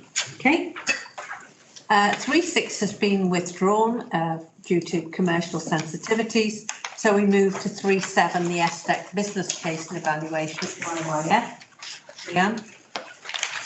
So board will be aware same-day emergency care is a key strand of Welsh Government sort of policy around improving our urgent and emergency care sort of access for patients. And in particular, YYF, I think, is a particular patient experience and sort of safety issue. It's an exceptionally busy enhanced local general hospital. For those exec colleagues that do on-call, we often have experienced patients sort of in corridors in our acute medical units there just because of sort of sheer demand. Proposal came forward from the team for last winter that we ran a pilot with effect from sort of the end of October to the end of March to put in place a same-day emergency care sort of facility at YYF. Great opportunity, I think, in terms of sort of some of our deprivation in that area as well, and just general sort of busyness. It was because of the non-recurrent nature of sort of the offer, the team were only able to staff it and initiate sort of support from on a Monday to Friday, 8 till 4. On a non-recurrent basis, we were pleased to secure RIF funding to support that as part of our winter offer and winter resilience plan, which was very much welcomed. The proposal that you have in front of you now has done sort of the evaluation of that pilot and propose an expansion of that so that we can really maximise the opportunity of patient throughput. The opening hours really impacted on, I guess, sort of the throughput we were able to achieve there, in spite of the fact that some of the outcomes and metrics were very positive, and I'll share some of those sort of just teased shortly. So for an investment of 866k, that would deliver Monday to Friday services 8 till 8. It would be remiss of me not to mention Welsh Government aspiration to have ESTEC services on a 7-day basis. The expectation is we expand that as part of our urgent care offer, albeit the demand on the weekends in particular because of GP admissions is much, much less. And I think we have to be prudent with our workforce in relation to that. And I think we need to think of weekend ESTEC sort of offer slightly differently going forward, and we're doing that with the team. RIF has funded the continuation of the first 2 months sort of via sort of RPB at a cost of 130k. So overall, the financial ask for this particular service is 736k for the remainder of this year. I'll come back to funding opportunities in a moment because I think it's really important and obviously highly cognizant of the financial sort of situation. Some really high level sort of metrics in relation to sort of the pilot that ran. 589 patients benefited from that pilot. 82% were discharged on the same day. Length of stay in our ESTEC facility less than 4 hours, 3 hours 16 sort of median basis. And it reduced the overall sort of the number of patients that would go through our acute medical unit in less than 4 hours was just 9% prior to that. So very significant, and also impacted on 12-hour length of stay. And when you consider some of the issues around dependencies, patients sort of the likelihood of them being admitted if they've been in the unit for much longer, you know, some of these episodes that could have been dealt with on a really sort of short stay basis are no doubt or have no doubt been sort of tripping into admissions, and then we're increasing dependency and impact. We've maintained and increased sort of our assessed out rate at in between the range of 80 to 85%. And unsurprisingly, patient experience was exceptionally high at 99%. It's not many 99% as we get to comment on sort of at board at the moment.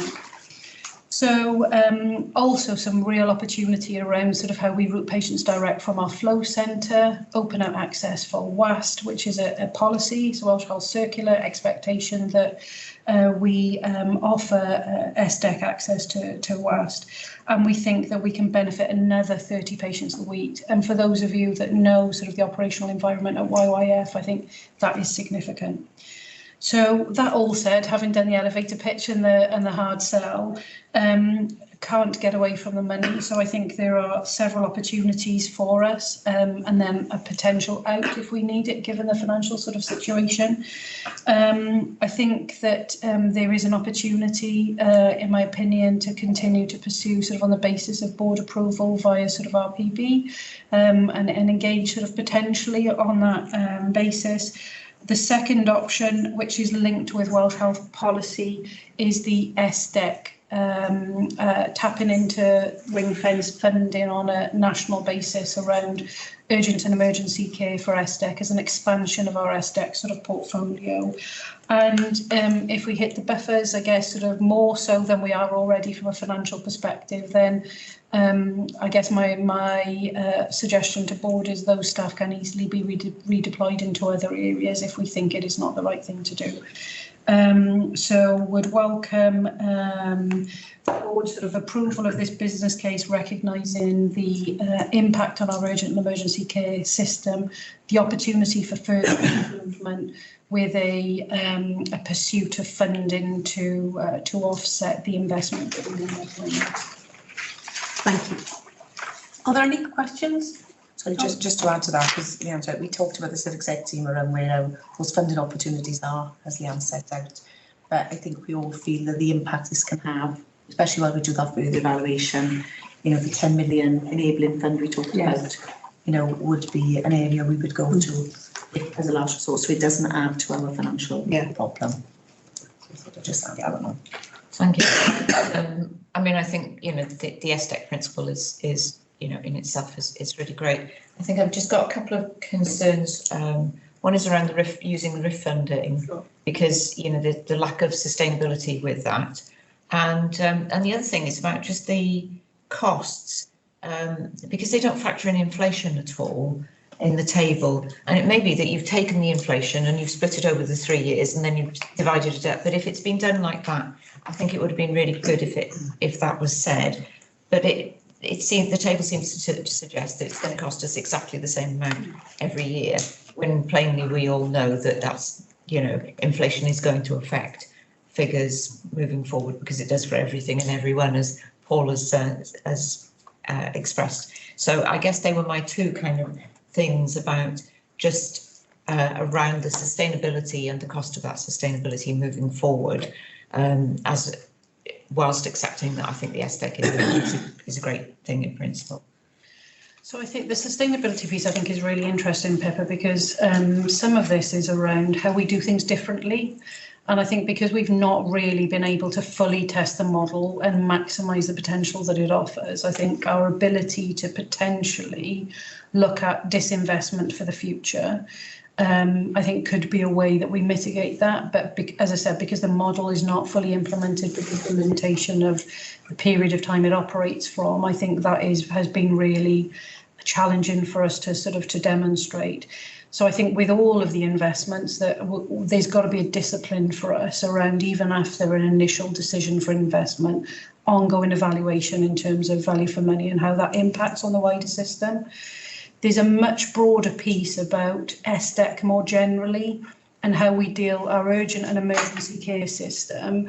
There's emergencies, in my opinion, that need to be come in on the day, and there's those that I think we need to deal with on a hot basis, I guess, within 24 to 48 hours. And I think for the sustainability piece in particular, we've got to get to a point where that is a much more systematic offer, and I think this gives us that potential. So we're not looking at hospital beds as a currency of urgent and emergency care healthcare provision.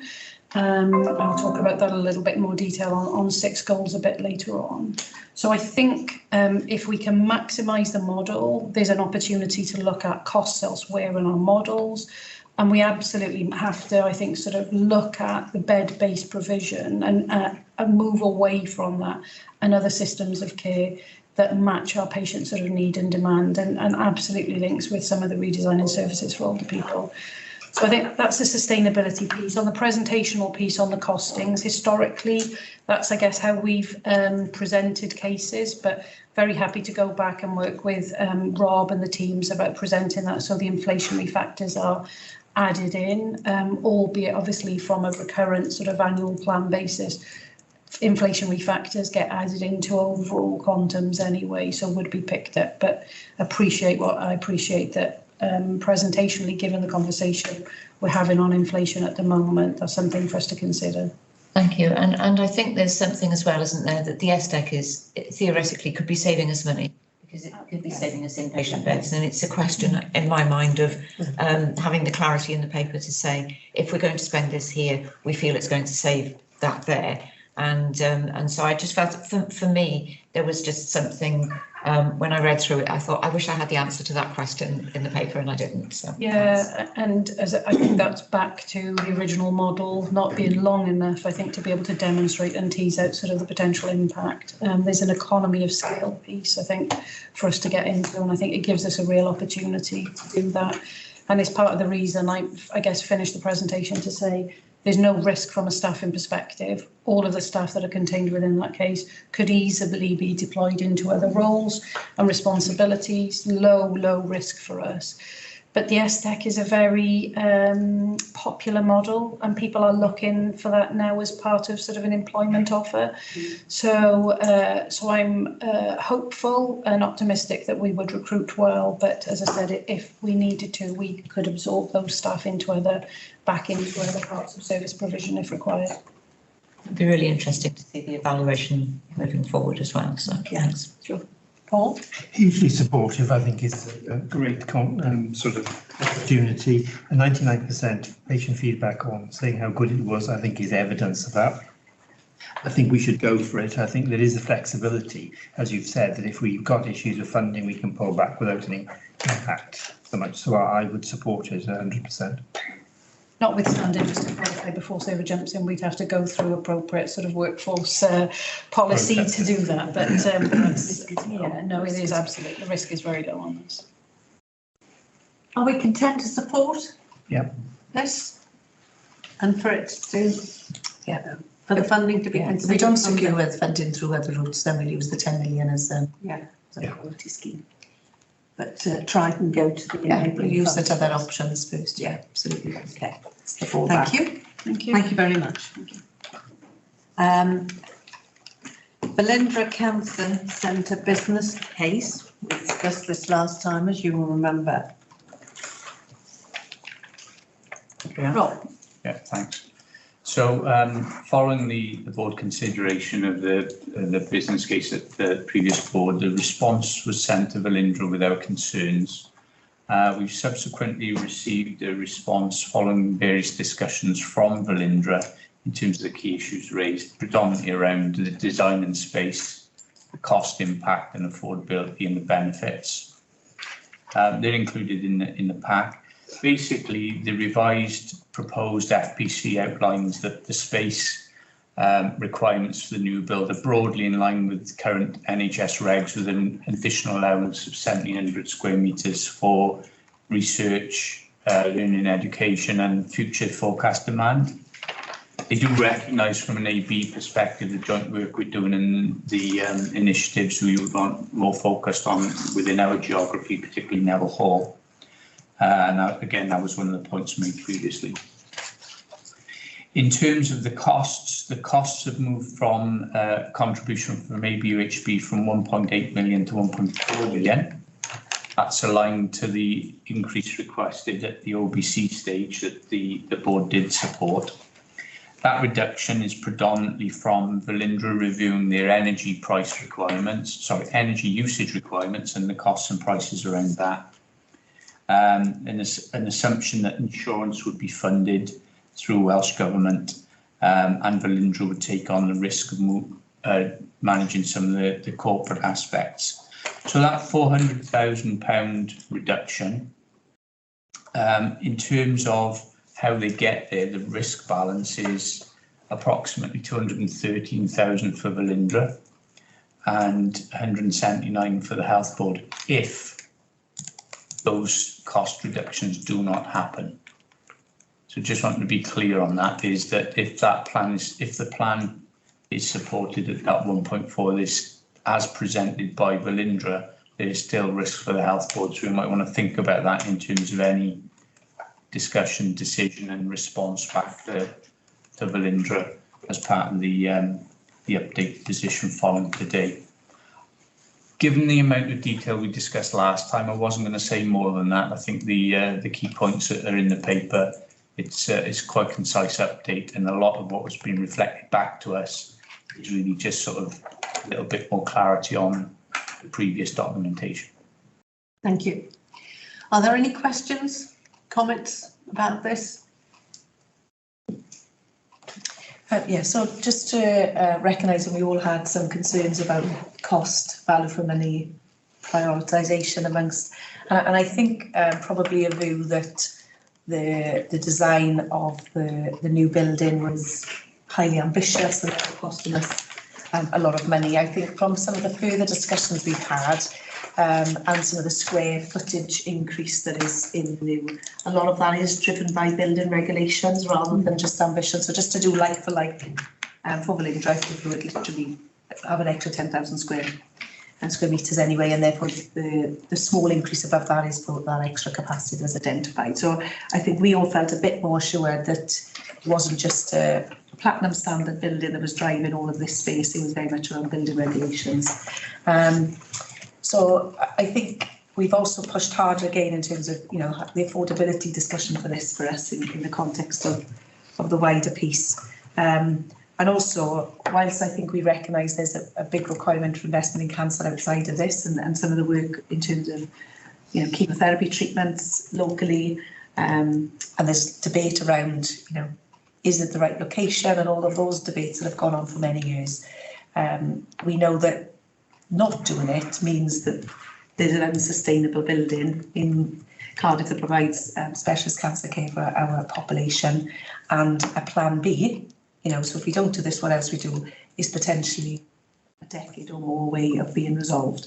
So as an executive team, that's where we were. The affordability issue is still a challenge. We didn't, you know, and therefore we wanted to just kind of follow up on that debate. We are pleased that it's now closer to where the OBC, albeit there's a risk in there. But a number of those concerns that we picked up have been addressed, albeit the challenge still exists for us in terms of committing 1.4 million of funding we haven't got, you know, in the context of all our other challenges. So I just thought I'd kind of share some of that further discussion that we've had most recently. So can I ask, what's your recommendation? So we purposely didn't put a recommendation in the paper because we wanted to have a proper discussion following the kind of strength of our feeling last meeting.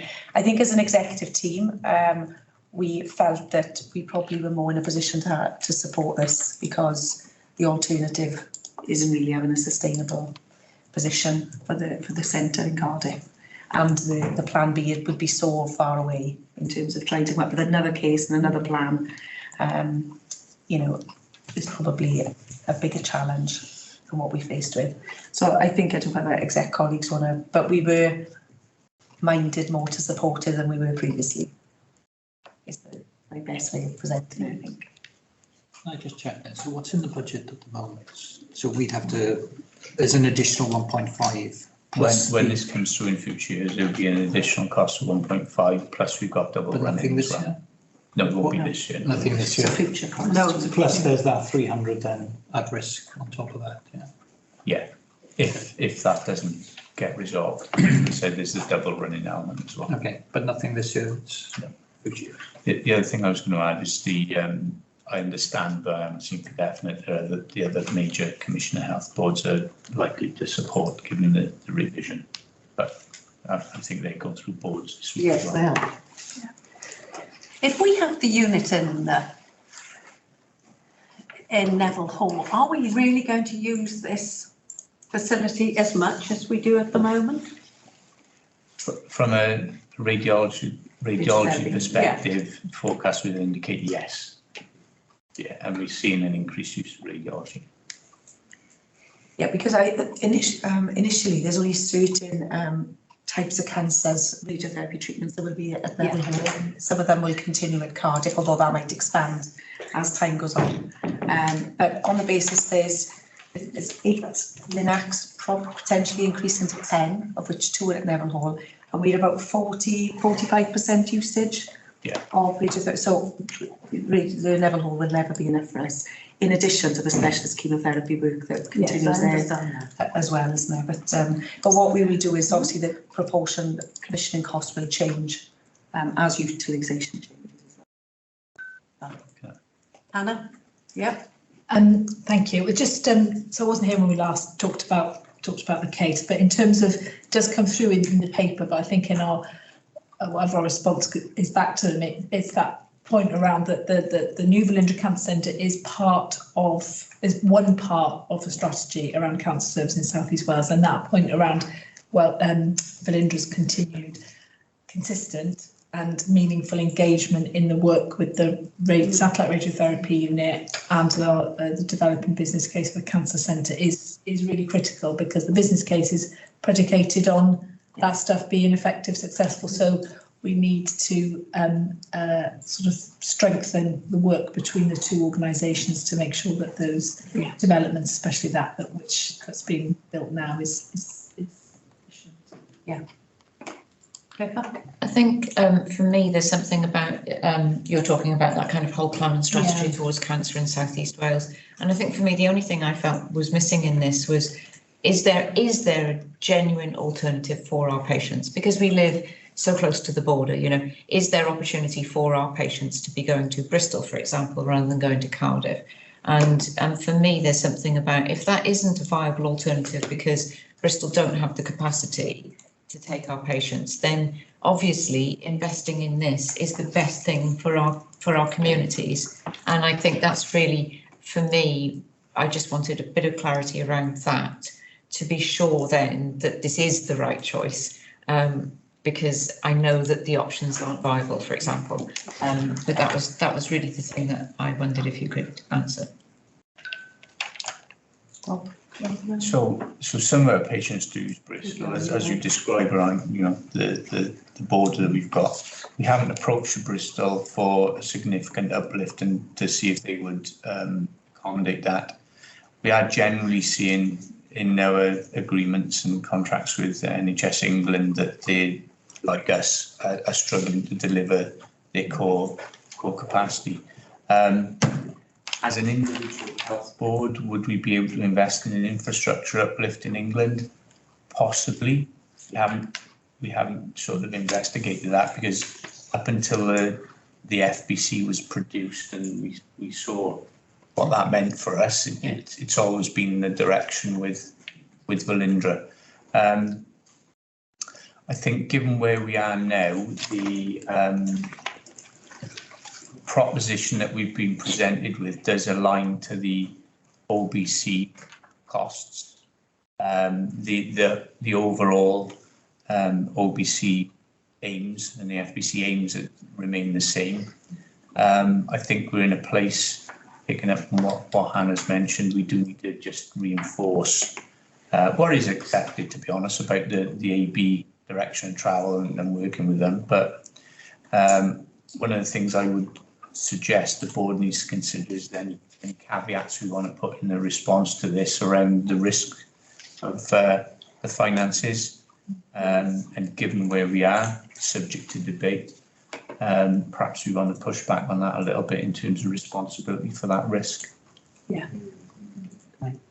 Yeah, I would support that. This is a good news story, though, isn't it? I mean, we made the bid to have the centre anyway, didn't we, for our population? I mean, we had a bit of a hiccup when the costs came through. We asked the execs to go back and renegotiate, which you've done. You've got a better deal. I mean, the size of the building we will probably benefit from in time, because we always build buildings probably smaller than we actually need. Look at the recent experience around some of that, you know, with some of the new extensions we build in now. So I think that is probably, you know, it's good thinking that actually the space is going to be there. So I think really we should be celebrating this and saying, okay, it's 100 million, but in the grand scheme of things, when you look at the benefit of a population, that's, I would think this is something that we should say, yeah, great news. Let's get the wind behind it and let's get it going. I think to add to that, so that this is being funded in through an alternative capital route, so the Muslim model, which is being funded from the UK Treasury. So, you know, we as Rob's point around, if you went into England, or we would be asked to fund some of this. It is a funding route, which is quite, you know, new-ish. Yeah. But, you know, as you said, we will have a brand new facility, of which 45% of the people who go there are from an Isle of Bevan. Yeah. Who will benefit from that facility. And I would say most other boards in Wales wouldn't worry about that. They would say, yeah, we need to certainly go for it. Yeah. I think we just do it. I can't imagine Cardiff, for example, having the same worries about spending the money as we are. Well, actually, all of the health boards took a similar view that we did, which is around some of the affordability with a lot of caveats. In fact, there's more discussion in Cardiff around the model and how it aligns with them as a specialist provider. But I think most of the debate has been now about the affordability. So we've been consistent. I think we're all probably going in the same consistent direction. I think, you know, I think the 2 points that Rob and Hannah have made, one, let's make sure this reinforces this is one part of a broader transforming cancer, and there's work that we are continuing to do, particularly in Neville Hall, that aligns and complements that. And I think, as Rob says, we need to caveat around, you know, the money that we agree, and then how we need to make sure we mitigate the risk of that again increasing. But with those caveats, I would recommend we support it. Yeah, I think that what Nicola has said, I noted as well. I think we asked some questions. We come back with, I think, the answers have been reasonable. I think they've explained, which is important. And I think for the future, we're future-proofing this. Cancer is one of the issues that is important to us and to our patients. I don't think it's likely to be reduced. I think if we've got an opportunity to develop, then let's go for it. Are we content to support, with the caveats that we would like to see this reduced a bit, basically? But nevertheless, it is in the benefits of the population. Yeah. Okay, thank you. The provider fee uplift, please, Leanne. Thank you very much. Just noting that it was a late paper to board, appreciating that there's a significant sort of financial impact to this paper, sort of very happy to take guidance from board in relation to your ability to approve today, given the late notice of the paper. Apologies that it was late. We were just finalising, I guess, sort of the financial impact, which I think is really important. But that said, I think sort of if I can just provide some context, whether that's approved today or not, or sort of taken outside of board.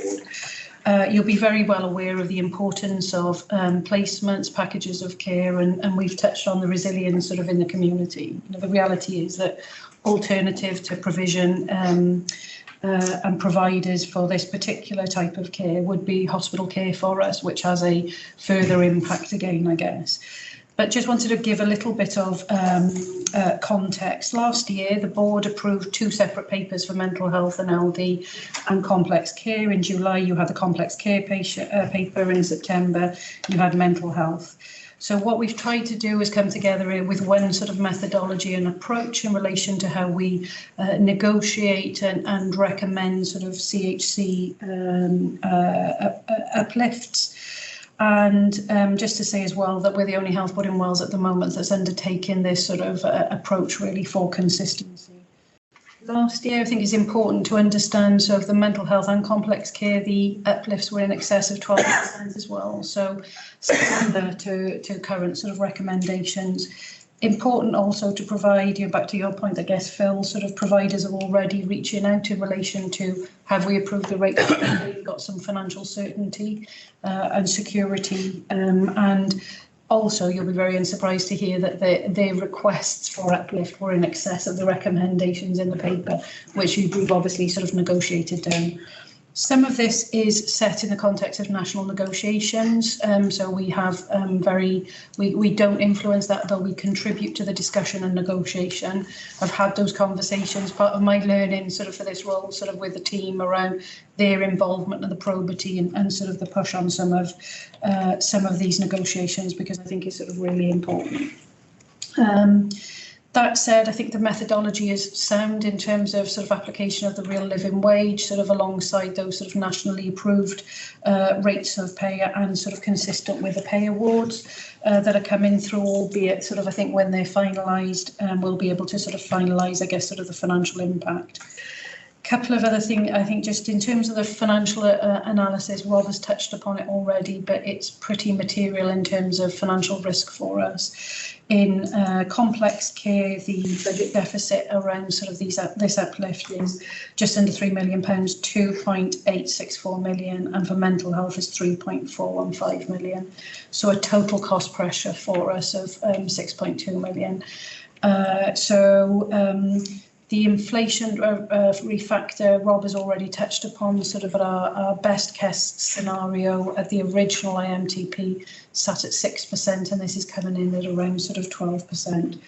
I do think, just to pick up on Phil's point, there's opportunity to improve. Rob has already touched upon sort of some of the areas that we've identified for opportunity, sort of when those beds are void or placements are void, how we reclaim back appropriately sort of money that we've got.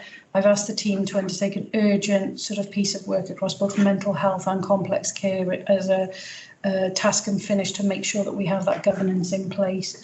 And I know Jen's had some suggestions around sort of the ongoing review of packages so that we mitigate this. I think there's more work for us to do in terms of the governance and the commissioning of these packages, and I'll continue to work with the teams to bring the teams together so that we've got some consistency. Reluctantly, I think I think that the alternative to this, if we don't do that, is sort of there's lots of the health boards, I'm pretty sure, sort of lining up to be able to take sort of provider capacity and placements. And I'll come back to the alternative to this for many of our population will be sort of hospital-based care, which is something completely, I guess, against our strategy.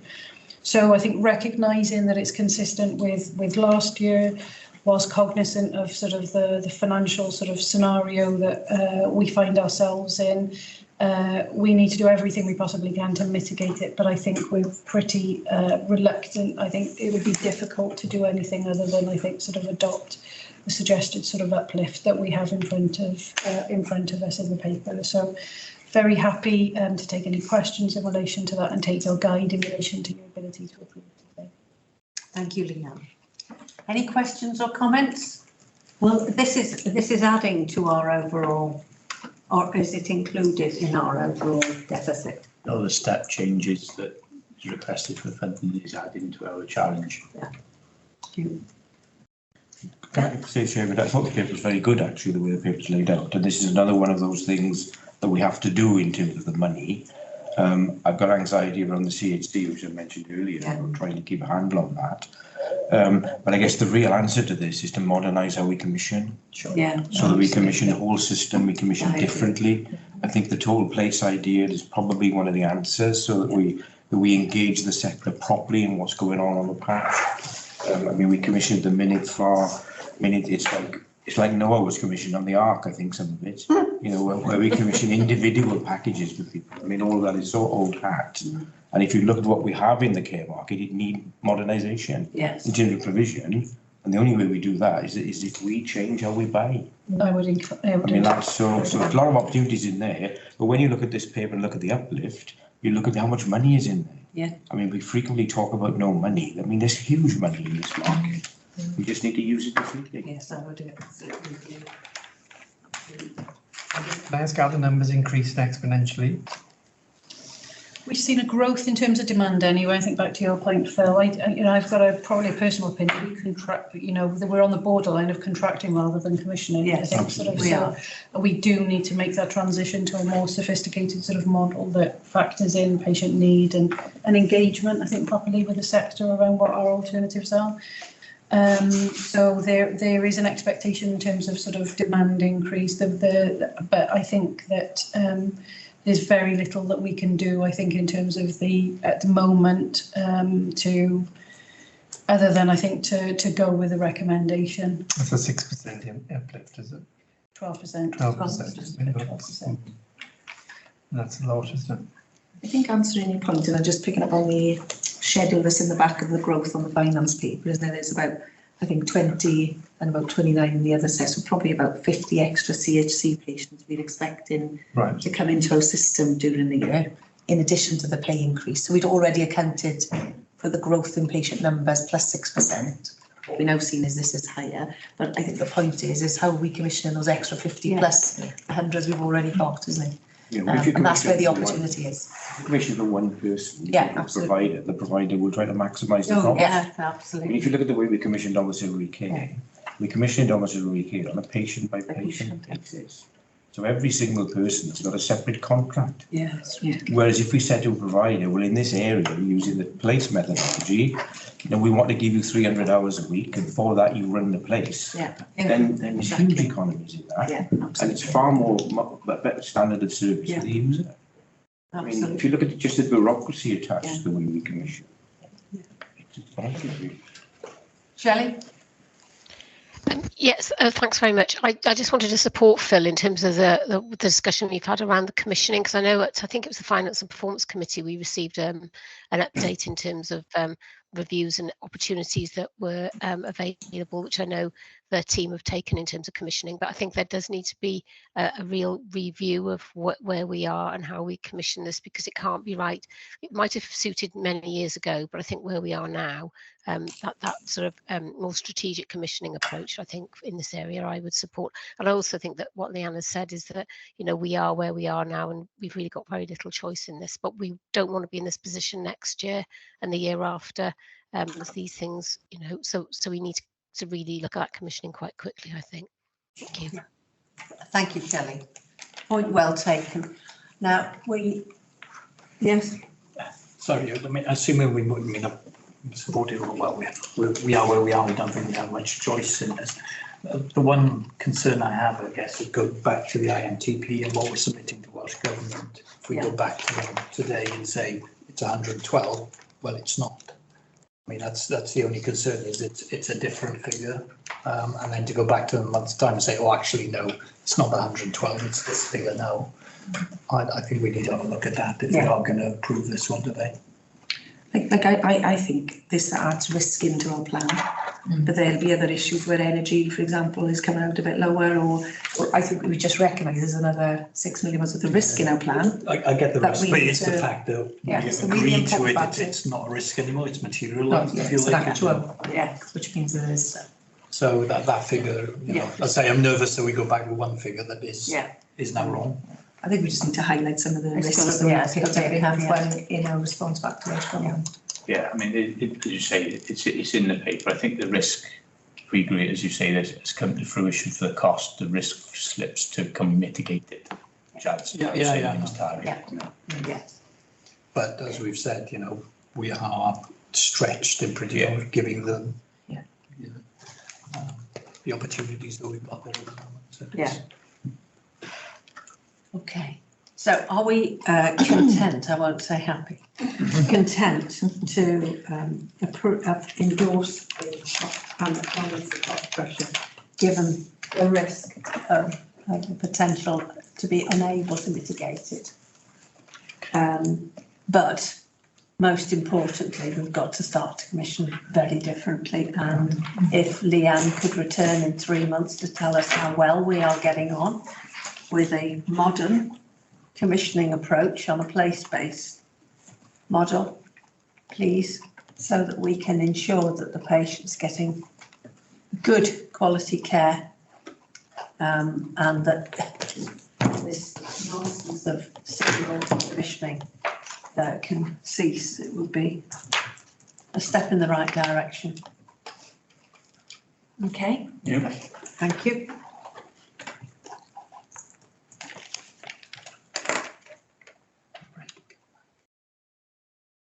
Could we have a 10-minute break, please?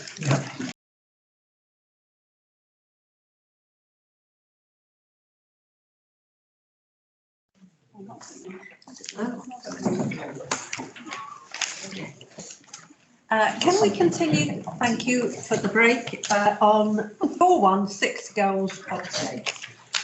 please. Me again, sorry, to be bored at the end of the meeting. Okay, so just to recap in terms of 6 goals, in April 22, Welsh Government published this policy for sort of transformation of the urgent and emergency care system. We've brought various paper to board, I think to update board on in terms of where we're at.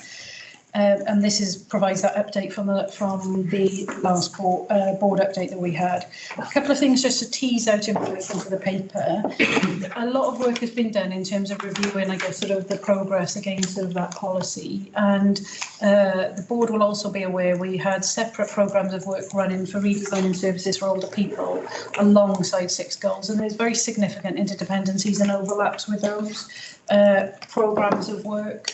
And rather than duplicate effort, a decision's been made to bring those together in relation to this programme of work now. So redesigning services for older people sit as part of this particular structure. There will be, I'm very pleased to report, a change in chair of the 6 goals. Jen has agreed to take on chair of that, given the work and sort of the expertise and overlap with the discharge work that's already happening, and also I think to allow me to focus my efforts on place-based care and sort of the primary care sustainability piece, and I welcome that support. So there's been, I guess, a change in structure and how we approach 6 goals.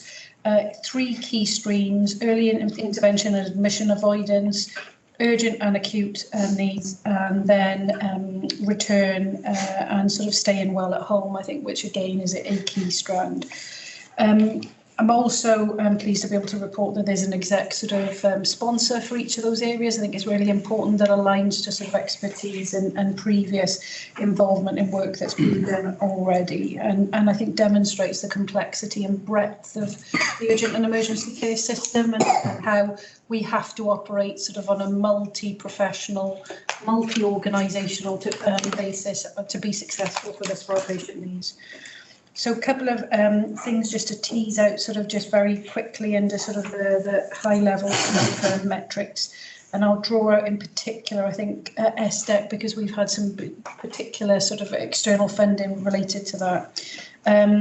But under sort of ambulatory sort of care, and under that early intervention and sort of admission avoidance, some key areas of work to focus on: sort of early intervention around rapid response, sort of an extension of sort of our CRT COTI offer, both of which we think will have sort of impact of around 20 patients a week that will be affected by that. It's going to focus on discharge, D2RA sort of in our community hospitals, and also sort of the provision of an elderly frailty unit offer at our front doors. Under goals 3 and 4 in SDEC, the same day emergency care, you'll be aware that we received funding for SDEC at the Grange that started in August 22. 80% surgical sort of throughput through that particular unit, 20% medical. Over 4,300 patients have gone through that unit since it's opened. It accounts for about 40% of our general surgery acute, which is pretty significant given the scale of the health board and the population base. And even since January 23, we're growing in confidence and I guess sort of credibility via that. We've increased from 110 patients a week to 150, with more to go at as well. And our median time within the unit is less than 4 hours, and it's reduced our surgical take via ED by about 25 patients a week, which is not inconsiderable. It's also allowed us to remove, for those of you that know the Grange, chairs from the corridor in the old SAU, which I think was a huge step forward. And a particular issue in terms of sort of patients and experience. And as I outlined in sort of the YYF sort of paper, I think our SDEC offering, we do much more than sort of the Grange SDEC. We have respiratory ambulatory care unit, we have a gastro ambulatory care unit, and obviously sort of YYF and themes or sort of variations of that in our ELGHs at the moment. I've referenced already sort of the Welsh Health Circular in relation to expectation around WAST access to SDEC, and that's an ongoing piece of work with our WAST colleagues for appropriate routing via that particular service. In terms of Flow Centre, again, sort of board will be aware Flow Centre is quite an innovative sort of model we put in place around sort of the system reconfiguration we had for Grange opening. We've run and we continue to run sort of that PDSA methodology around sort of testing tests of change. So we've tested an advanced paramedic actually that didn't have a a different impact to our AMP, sort of our nurse routine. So again, good example of let's test, see if it has a difference. If it doesn't, let's sort of let's not do that. And you can see from there, and lots of work's already gone on in this, that for the over 65s, we've had a reduction from of 9%. Diversion away from the grey in particular, and that's really important because they very often have been linked to our ambulance handover delays, but more so they're not getting to the place of most appropriate care and treatment as soon as they need to be. So I think there's a lot of sort of option for us to sort of continue to work on that particular piece. We have e-triage planned for Q3, which will allow us to redirect appropriately and sort of make best use of our workforce in the emergency department of sort of 2023. So I think that will be an exciting sort of change for us this year. And Nicola's already alluded to the safety flow sort of piece of work that we've been doing that's already had an impact even in sort of the first week. It is quite a considerable change. There's lots of cultural mentality, I think, for us to resolve with that. But as Nicola's already said, the reduction in sort of lost hours that we've seen and the impact that has on ambulances out on the road, keeping our communities safe, I think, is really, really sort of important to mention. And in terms of goal 5 and 6, which has been championed by Jen and sort of led by Linda Alexander, lots of really good work in what historically the discharge sort of work space has been incredibly complex because of how multi-organisational, multi-professional, multi-site, multicultural it is actually, particularly when you add in the complexity of, you know, some of our overseas nurses, we talked about that along, discharge planning is very new for them. That doesn't, so I think lots and lots of work being done there. A couple of things I would just like to tease out because I think it's important, particularly picking up on the conversation we've had at board. The integrated discharge hub that we've been running at the Gwent, and as I said, Linda's been sort of championing with. In particular, we've had excellent engagement from Newport Local Authority. And if I use that as an example of us working together to improve system operation, we've reduced packages of care for Newport as a result of the work that's been done, in addition to reducing overall numbers on the complex list and the medically fit for discharge. So I think some work to do in terms of the engagement of the other local authorities about the benefit of what's in it for me, as well as it being the right thing to do for our patients. There's a review ongoing at the moment of the number of, we'll call it front door therapy type teams, home first, community admission avoidance sort of team, because we've got, I think, sort of some duplication of effort and we've got to simplify that and maximise the offer. I'm sure everyone will be aware we're in Move It May, but I think we need to start a campaign to move it all year long, because it can't just be in May that we're encouraging our patients to move. And one of the things that we've talked about from a discharge perspective is the importance of engaging the staff on the wards about different metrics, not length of stay, but years of deconditioning avoided. So actually, and you know, I referenced this earlier, moving away from hospital beds as a currency of healthcare delivery has to be where we head with this. I think there's a heavy engagement with our population around that as well. So noting, I think, sort of the change in structure and the how we're approaching this. There's some remedial work to be done with the milestones and targets for delivery. You'll be aware we already had a roadmap or a milestone sort of in place about what we will do by when for this. That's in the process of being sort of updated, and I can share sort of another point or circulate remotely when that's been sort of completed. But in summary, it is a collective effort in what I think is probably the most wicked area of NHS service delivery at the moment in an unprecedented healthcare delivery sort of times. but I think that it's really important that we continue to target our efforts in the most impactful way, prioritise what we think will really have an impact. And I think in particular, when you think of the winter we've just been through, sort of really go hard at the things that we know will make a difference to keep our systems safe, in particular for winter, as well as those longer term sort of improvements. So really happy to update the board on the enormous amount of work that's being done, but just to assure that there is a focus and a target and a prioritisation of the things that we think will make a difference. But I'm presenting on behalf of a number of the execs for this particular paper, given the scale, breadth and complexity. But very happy to take any questions or comments, or open it out to James, Jenny and Peter in relation to sort of anything they think I've skipped over. Thank you, Leanne. Any questions, comments? Just a quick comment or thing around the e-triage piece of work. How are we going to evaluate whether that's successful? First of all, I'm glad it's a pilot and we're going to have a year to sort of test to see whether it's useful. What are we going to do to evaluate that and make sure that it is useful? I'm also really keen that we take some digital approaches of sort of working in the open around this to share the learnings as that pilot goes on, rather than just all at the end, and to make sure we do some qualitative and quantitative evaluation. So there's been a big piece of work, really happy if you wanted some more detail on that, David, and would welcome your eyes on it actually, because I don't think historically, I'm sure I'm not speaking out of turn, we've got a great, the NHS in particular has a great track history of implementing sort of digital solutions for innovation and improvement.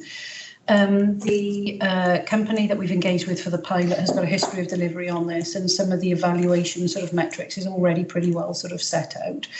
There's lots of sort of redirection, so there's workforce time saved, safety issues sort of contained within that. So there's a framework with against which we can evaluate. That was done as part of the original business case. There was a business case that was done for that. And in fact, some independent analysis was done on the other sites that have this in place, I think, in terms of the evaluation, albeit we do have to put a local lens on that sort of post-pilot, but would really welcome, I think there is, that framework exists around sort of what we say we will evaluate, and particularly some of the patient experience piece, I think is really important too, because we know we will get, I think, I think that is something that will impact, we will be redirecting patients to other places that I think we've historically not done via this method. So I think there is a risk for us from a population sort of perspective on this. So happy to share that framework if you'd like. Would really welcome sort of your advice, guidance in terms of implementation, and if you'd like to be sort of more involved in that, happy to reach out for you. Yeah, would really appreciate that. Great, thank you. Thank you. Shelley?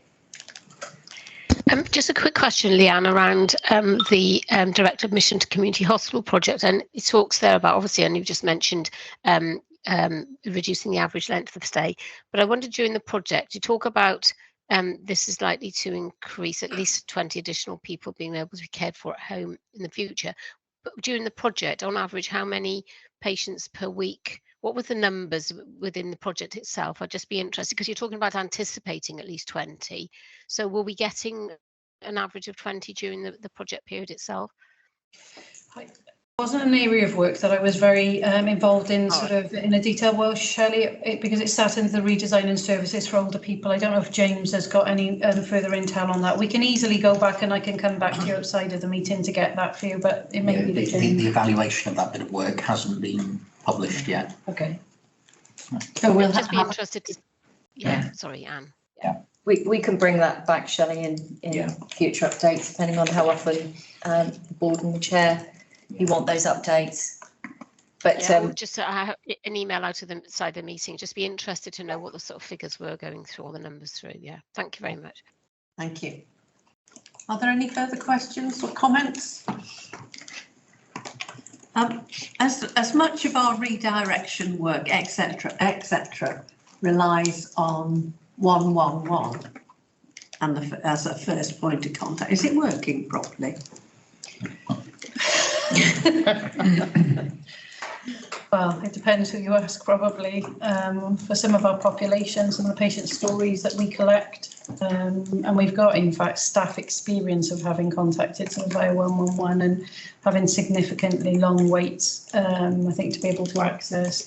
I think things like abandoned calls has reduced from where we've been. We've seen that stabilise. I think there is more work, I think, for us to do, definitely, sort of within that. And we also know that in audits that we've done in particular, sort of at the Grange, patients aren't always honest about where they've tried to access advice for. We are able to go back and track whether they've accessed sort of those services, and 50% of people that said that they hadn't. So I think there is a population sort of piece alongside this, but we have to have a credible service, I think, for them too. It's got to be successful, I think, to grow that sort of usage, but I'm pretty sure that Nicola will want to add into that. Yes, was the current chief executive. It's probably worth just highlighting. So there's a programme board this week actually. So there has been an improvement in performance in terms of reduced abandonment rate and call answering. And I think when you look at the weekdays, there's actually a really good service in terms of response times, and what we see is peaks in the weekend where there's more of abandonment rates, and there's a lot of work. WAST, I know, are for the call handling side are recruiting to more posts in order to improve that, and also being asked to look at whether we've got the workforce model in terms of capacity aligned to demand properly. So there's further work going on at WAST in terms of trying to improve the 111 response times. So it's kind of moving from programme into business as usual, but there's still kind of that kind of commissioning of the services, the key area. And there's a new IT system that is currently being progressed around 111, which assuming successful implementation, potentially offers opportunities as well. So that's something we'll perhaps have an update on in the future as we get closer to it.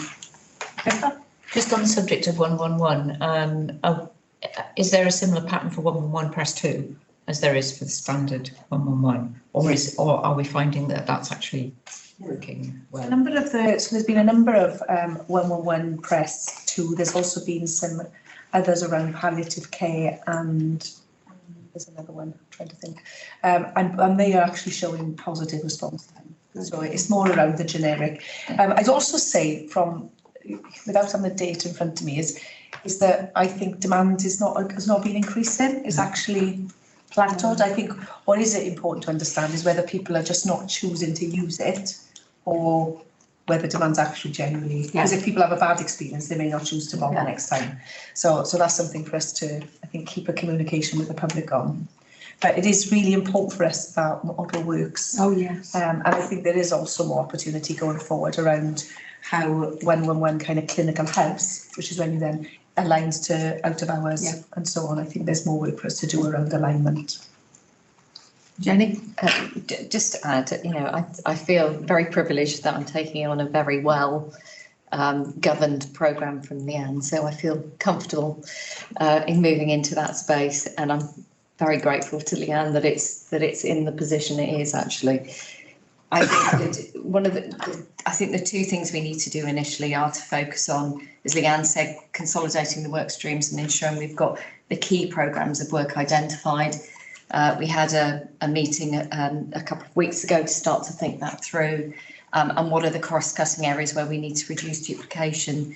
But the other area is really to focus on the discharge and I know we've used it for our patients, but for our partners, what matters to me. So what is going to be the difference for the local authorities as well as ourselves and our patients?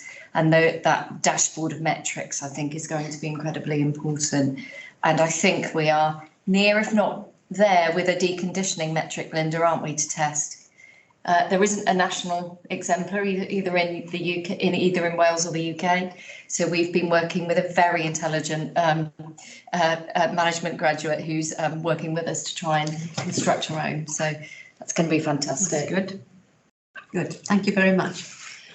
Any further queries? No. Okay, thank you. Nurse staffing levels. I won't say anything. I will let Linda. Thank you, and I'll keep this brief. I'm conscious that this is a fairly well rehearsed paper that comes to board every year, and the purpose of the paper is really to make board aware that we are fulfilling the requirements of the Act. And then board will be reminded that following the June 22 recalculation, there was an increase in the nursing establishment, for which board approved in November, with the expectation there would be a substantial reduction on reliance on temporary staffing in a particular agency. And I'm pleased to note that we have seen a significant reduction in both healthcare support worker agency and an RN agency. And since September last year, we've seen a reduction of around 187 whole-time equivalent healthcare support worker agency and 64 RN agency. So I think that's pleasing to note. And just one thing I really wanted to pull out the report, that you will note the reportable data for this reporting period is significantly lower in comparison to incidents reported previously. And that's I just need to acknowledge that there has been some inconsistency across Wales as how complaints and incidents have been reported. And consequently, there's been significant work undertaken in an attempt to align the metrics. Therefore, you will see that there's been a significant reduction in the incidents reported this year for ABHB.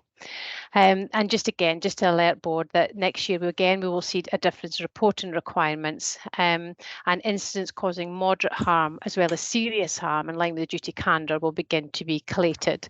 Therefore, it's highly likely that we'll see a rise in reported incidents in all subsequent reports. I wasn't planning on saying anything else. I think people are very familiar with the Staffing Act and the assurance report that comes every year, but happy to take any questions. Thank you, Linda. Paul? Can I ask why? It's 2016, now 2023. It says with nurse staffing levels, but as we know, staffing levels is one thing, but nurse-specific staffing levels. Any reason why this is particularly on nursing rather than on? Because obviously there's healthcare assistance on. Why? So just because that's the holding Act. On one thing. That is the Act. Yeah, that's the Act. I know, but is it fit for purpose? Well, I think that, there has to be a future debate about the complexity now of the staffing mix, which delivers care for the future, and to what extent does a sole indicator in like nurse staffing, is that still fit for purpose, or should we be looking? I mean, we can't change the Act overnight. No, so there is a review being commissioned by Welsh Government into the Act, and whether because there were it was going to be extended to other professions, but that's been put on hold. And there is a review being commissioned by Welsh Government to look at, is the Act fit for purpose as to where we are now? Should what's in place remain now? And we will obviously, I've sent it to Linda, and we'll be providing a strong response to that consultation. I think one of the things I'd say is that this organisation, probably more than any other in Wales, although you wouldn't believe it with some of the showboating that other organisations do, has moved to a different model of care. So this board has far more than 4 assistant practitioners than any other health board. We have looked at different roles, and we're starting to look at something called the team around the patient. Yeah. So within the flexibility that the Act gives us, looking at how you provide care in a way that meets the needs of the individual, rather than saying, actually, we need this number of registrants. So I think there'll be more on that as we move forward. And when Linda brings the enhanced care paper back in July, which the board have requested, looking at the way in which we provide enhanced care, it'll be written through that about we need a different approach to the way we recruit our workforce to meet the needs of patients, if that makes sense. Yes, that's helpful. Yeah. I think that'll be a really good piece of work. Yeah, I mean, I should say as medical director, I'm relatively envious that there's a Nurse Staffing Act, because there is no benchmark for doctors. There's no workforce strategy for the NHS, as we know. That's been much discussed. And the only professional body in the UK that's looked at what is required for safe staffing is the Royal College of Physicians.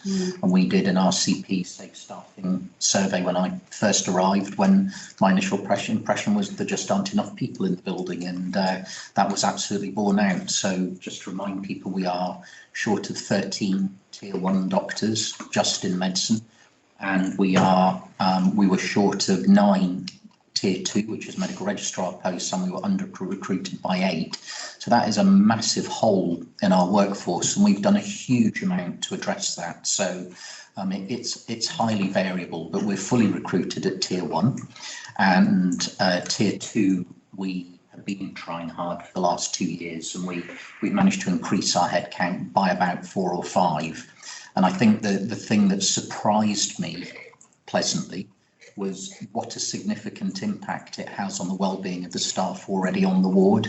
Just by bringing in 1 or 2 extra people, it means people are freed up for education, they get their meal breaks, they go home on time, and that's really important. And the fact that the system is holding itself to account by having a Nursing Staffing Act, I think, is welcome. Obviously, we could have a more blended approach, but at the moment, the system doesn't hold itself to account for medical staffing or for any other registrants, and that's a problem, because we know it's our Achilles heel in the UK generally. Yeah. Thank you. Are there any further questions? Okay, thank you very much for that then, Linda. Thank you. Bye. Bye. Can we move to the Q4 outcomes report, please? Thanks, Chair. So I think colleagues will be familiar with the format of this report, and this is the Q4 report, so on last year's commitments against the IMTP. So I just want to say a couple of comments about the report itself, its structure and its next phase of development, and then just draw out a couple of things, because there's a lot of information, because with the expectation that members may have some areas they want to ask questions on. So in terms of the report itself, as I said, you'll be familiar with it now. Lots of work has been done across the organisation around its evolution and trying to build on it and make sure we're not just focusing on those ministerial priority type indicators we talked about earlier, but are looking at the breadth of our responsibilities and commitment using the life course approach. That forms a main part of the report. And then we have an update on our clinical futures programmes from last year. And then with an update on how our modelling and our scenario planning is played out. So again, it speaks to a bit again what we were talking about earlier in the levels of confidence we can have that the modelling we do, how it actually aligns and is a really effective tool to help us planning.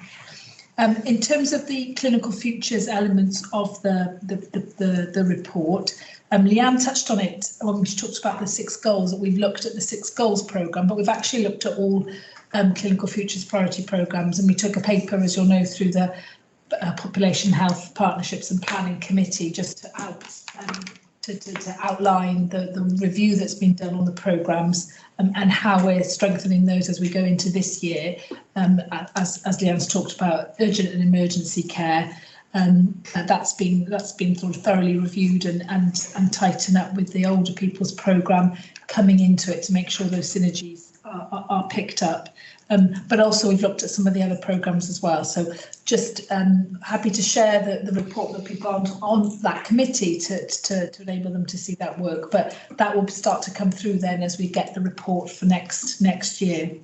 And the ambition as well is to much more clearly align the work of the programmes with the commitments in the IMTP, remembering that the programmes are there to deliver the commitments, they're not sort of something separate in themselves. So the programmes are there to support the plan both through its managing the risks and the service pressures, but through also delivery of the efficiency, financial and other commitments. So we'll continue to iterate this report to reflect those changes. Also, a couple of conversations started with Tracy in terms of how we're getting the right population health and wider metrics. There are some in there, but be grateful for her new eye on that. And also I know my team and Jenny's team are looking at the quality information that's in there. So I just wanted to give a bit of a narrative around what we're doing to continue to evolve the report, but happy to take feedback on it as we do so. In terms of what it's actually saying then, its ambition is to tell a bit of a story of the organisation from its broadest sense, and just to pick out a couple of as I said, lots of information in there. But they're summarised at the end of page 2 in the report that in spite of those, the pressures that we are under and were under in Q4, which was coming out of in the winter and coming into the spring period, the sustained levels of GMS activity that we can see from the report. We've had an increase in face-to-face activity in primary care. The urgent care performance has been sustained within the ranges modelled due to the actions and interventions that have been put in place. The childhood immunisation rates have been sustained through the periods, and whilst we are whilst we're off trajectory with our single cancer pathway performance, it does show an improving position from the previous quarter. And also just wanted to draw out, you can see in the report where actual activity and capacity is being increased, particularly you'll see that from an outpatient perspective. I think I'll stop there in terms of highlights or key messages, because there is, as I said, there's a lot of information in the main report and in the detailed dashboard behind it. So final point on that before happy to take others' questions, and then colleagues will contribute as well, is that the integrated performance dashboard, that this thing at the back, Lloyd, you'll know, Lloyd and his team have done an awful lot of work working with my team around how to make this more usable and more intuitive, and helping really sort of see the wood for the trees really, and picking up the trends and themes and hotspots. So it's developed an interactive dashboard. It's very impressive. We're having a demo of that in execs later on this month, or later in June, apologies. So you'll start to see some of the key messages from that come through in this report as well. So lots of good work done in terms of how we report, but further opportunities to strengthen, I think, would be a message there. So I'll pause there and take questions on the issues of detail or report itself. Thank you, Hannah. That's helpful. Are there any questions or comments? Just one brief comment on the dashboard. I'm just really heartened to hear that you're doing some work on that, and I'm sure it'll be welcomed by everybody around this table if we get something that's easier for us to read and digest, and to pick out some of those themes which I think are the most important things. It's what we can learn from one area to take to somewhere else, isn't it? That's really important. Absolutely. So, thank you. Yeah, the work that Lloyd and his team have done is really good on bringing this to life, really, and enabling that drill down into specialties and variation. David? I suspect you're probably a bit fed up of me asking these questions because it's the same questions I asked last time, but I noticed in the report that we are still missing a bunch of data because of issues with WICIS. This is now the third quarter, but we've not been able to have that data because WICIS is not meeting our reporting needs. The last update I had from DHCW was that would be fixed in beginning in May. It was due to go live in May. Has that happened? I'm assuming it hasn't. Do we have an update on when that's going to get fixed?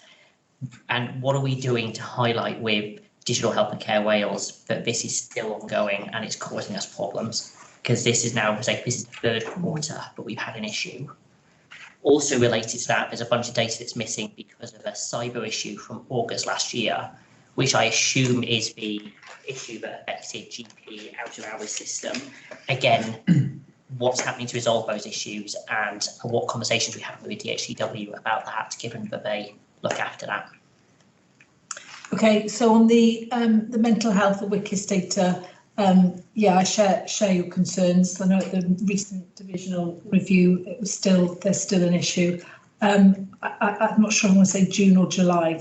It's June. So any escalation outside of the further slippage was supposed to be escalated through. That hasn't happened, so we're still expecting that to happen in June. It's not acceptable.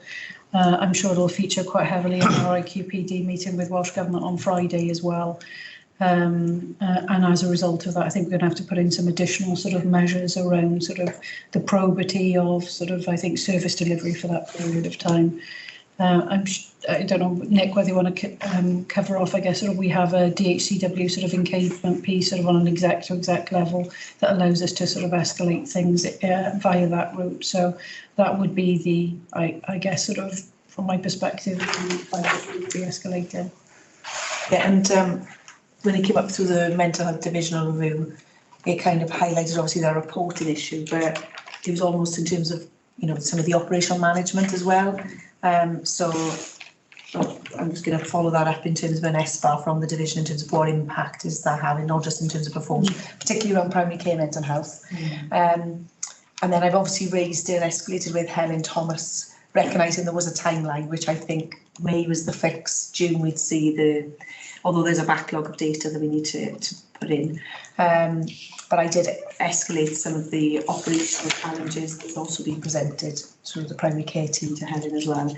And also pushed as well. So some of this is about the product and the supplier, but there's also work that we need DHCW to still do for us around our integration piece. And again, keeping that high on our escalation agenda within is key. I'm particularly concerned. This has been going on for a long time, and I did in the digital IMs meeting that we had with DHCW 5 weeks ago. It seemed like it was on track for May for that release to go, for that thing to be in place, but it seems like it maybe hasn't. But it was highlighted to them again there, but it was an issue. I'm just concerned that it keeps slipping, it keeps going back and back and back. And I'm conscious that there is a decision, DHCW is due to make a decision shortly on the future of WCIS. And the long-term plan for WCIS, and before long we're going to be in a position where they're not going to be able to make changes because they're going to need to move to a new system. So this is going to be around for a while. It's going to be a patient safety issue, and WCIS is just this ongoing problem that we seem to not be able to get away from, and it feels like we need to be very robust with DHCW, but this is just not acceptable from a national system.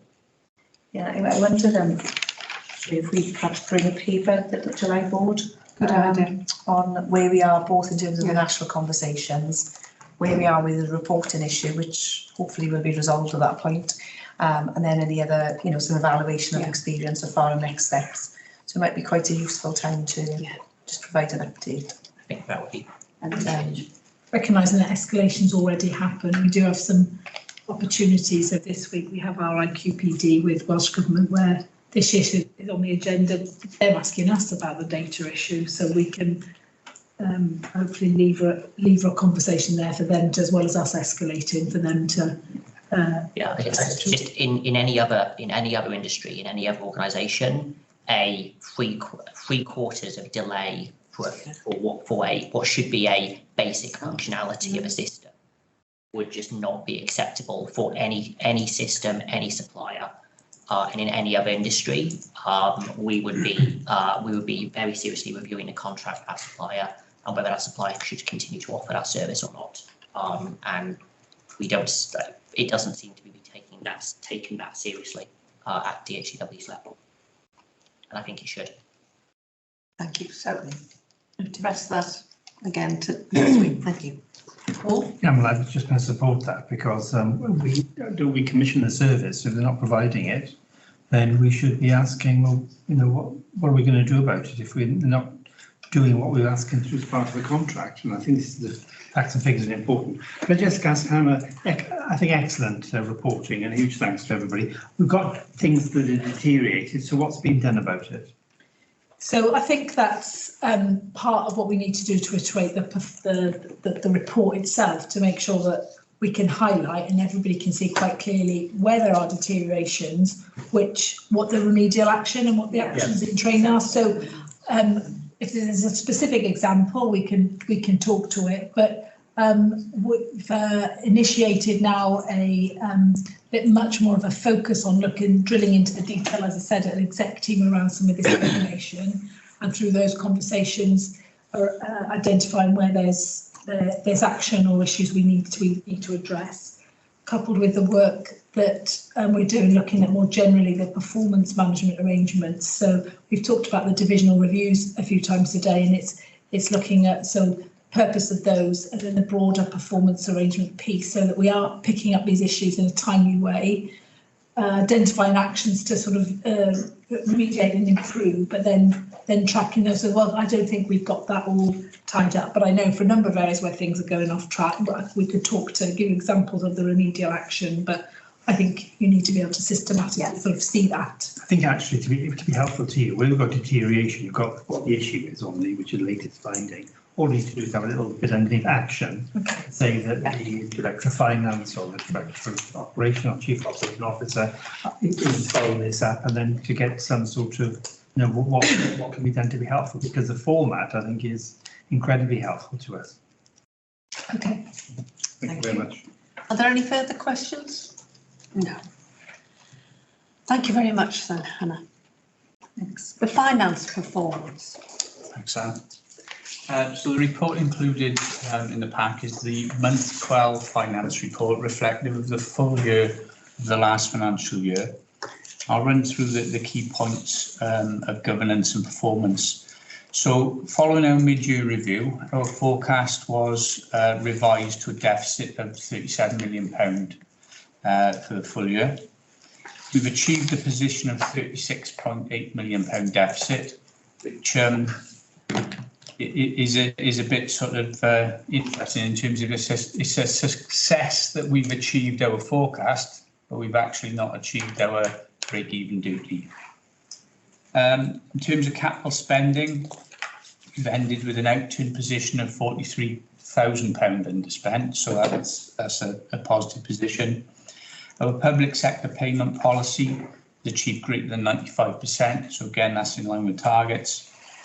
And our cash position was £4.7 million, which was within the £6 million guideline established by Welsh Government, so again that's a favourable position. Of note is our underlying position, and again this has been included in updates in terms of board briefings, is reported as £89 million adverse deficit, and that has been included in the IMTP as we described earlier.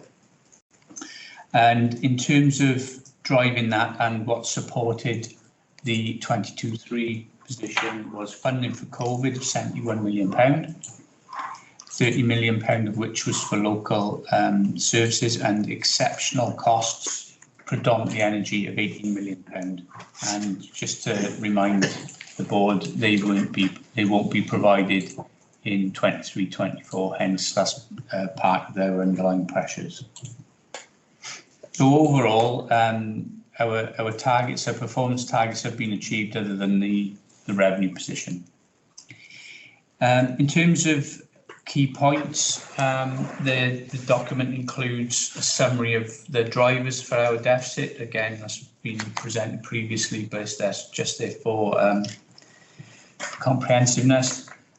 Pay moved significantly between February and March, but virtually all of that move was down to year-end Welsh Government funding allocations and commitments for wage awards and pension costs, which Welsh Government contribute to for our staff, but are reflected in our accounts at the year-end.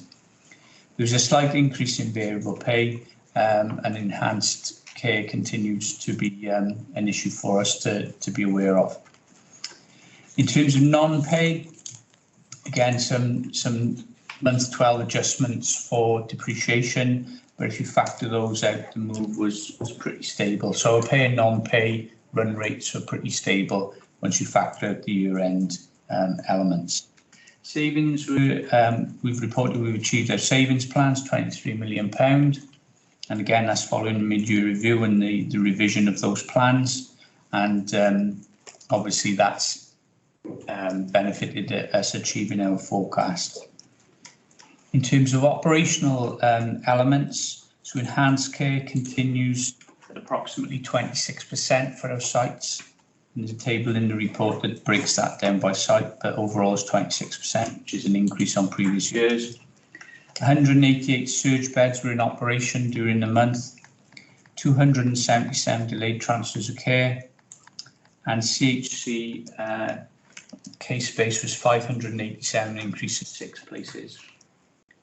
In terms of COVID, we had 159 patients in our beds during the period. The report includes updates on elective and diagnostic performance and delivery. And to conclude, all of these positions from a financial perspective will be subject to audit and will be confirmed as part of the accounts. They'll come back to the board in July. Thank you. Thank you. Are there any questions to Rob about the finance report? No, we accept that then. The Executive Committee Chair's report, Nicola. Yeah, thank you. So a lot of what's in the report has been covered in board today, so it shows that we're working in terms of leading up to board as well. Just a few to point out, under the quality and safety part of our agenda, we really are strengthening that kind of regular focus on quality and safety, and the dashboard development that's being pulled together. But it's probably worth pulling out the focus with the Jen's team, myself and Jen as well, around complaints and really trying to get on top of the backlog of complaints that have been there as a result of the last couple of years, and really making some inroads in that now, and also looking at a more proactive way of managing complaints, which I have referenced before. So some good work progressing on that. I think Hannah's covered off the work around the Clinical Features Programme Board. I think is probably one thing I needed to draw out. So we dedicate quite a bit of time now. We have one full day a month where the executive team is not a full business. It's a time out to kind of give us some headspace on some of the big issues. So we've used some of that time to particularly do an in-depth review of the corporate risk register following the really helpful risk sessions we've had. So we've already got a draft kind of refresh risk register that we were looking to bring for formal sign off to the board in July. But we've done some really good work on the risk register, linking alongside the IMTP and our priorities.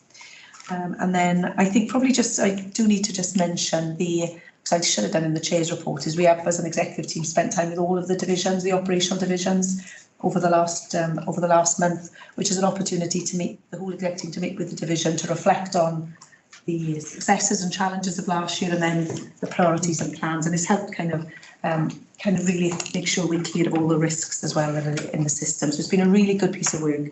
Again, recognising some fantastic achievements, but also where some of those challenges are. And that's really helpful because we've got a joint executive team with Welsh Government now in June, middle of June, and that feeds quite nicely into there as well. But we are as a team as well trying to make sure we invest in time in our own kind of team development, team objectives alongside individual objectives.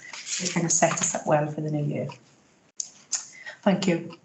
Thank you. Any questions? No? Thank you. I think the time out is really essential, particularly in these very difficult times. The Regional Partnership Board update then, Hannah. Thanks, Chair. This same paper went through the Population Health Planning and Partnerships Committee last week. So colleagues from that committee had a good discussion on it. Just to know, the purpose of this is just really to bring through the board and through the committee the area plan, which went through the RPB in March, and just highlight some of the key deliverables and actions that that plan is committed to. It also it sets out the work that's underway to develop a strategic capital plan within the partnership. You'll be aware or may be aware that now some capital investment will be routed through the RPB mechanism. So a detailed asset mapping exercise is underway now to really understand what the joint opportunities and existing assets are before we develop a capital plan in introducing new resources. So that's going to be a key piece of work to help inform the next phase of the capital plan. But there are, our wellbeing centres and stuff. We're using that model for some of those developments. And then the last thing just to pick off is that there's a proposal going to the RPB, the next RPB, around looking at some of the governance and how we can strengthen after being in been in existence for a while now. Opportunity just to do a bit of lessons learned and how we can improve the governance arrangements. The reason I'm presenting this today, I should have said, sorry, previously it would come under when Chris O'Connor was in post, is that the PMO team and the lead for this partnerships work in the RPB space has come over to me in this portfolio. So we're starting to get our heads around it and teeth into it, and Chris Dawson-Morris is leading that on my behalf. So opportunities with bringing that PMO resource into the team in terms of alignment with our own work that's internal facing, to make sure we can identify again opportunities of overlap and alignment, and just ways of working in terms of standardising some of the reporting arrangements and hopefully drive up some standards there. So I wasn't going to say much more, Chair, unless you want to draw anything out, so it's been through committee. Thank you, Hannah.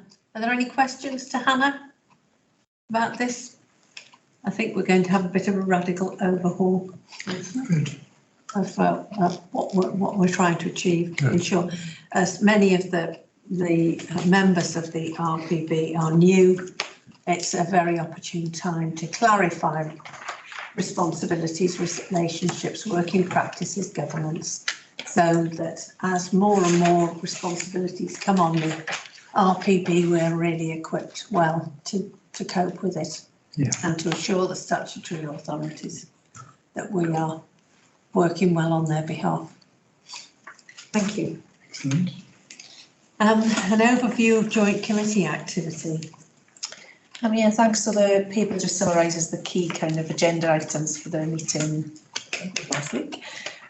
So the specialised services strategy was signed off. It's probably worth picking out with there's a review particularly around specialised commission in haematology, mainly around provider services in Cardiff, but there's an important overlap with our local haematology services which we are engaging in. Then there was some specific work about strengthening the performance management framework and going back to kind of normal performance management this year now after some of the allowances that had been put into the structures in previous years. And then there was some particular work around governance and risk, and it's just one of those issues that I think pops up in terms of how we make sure when we do our risk work that the risks that sit under that portfolio are really well cited to the board.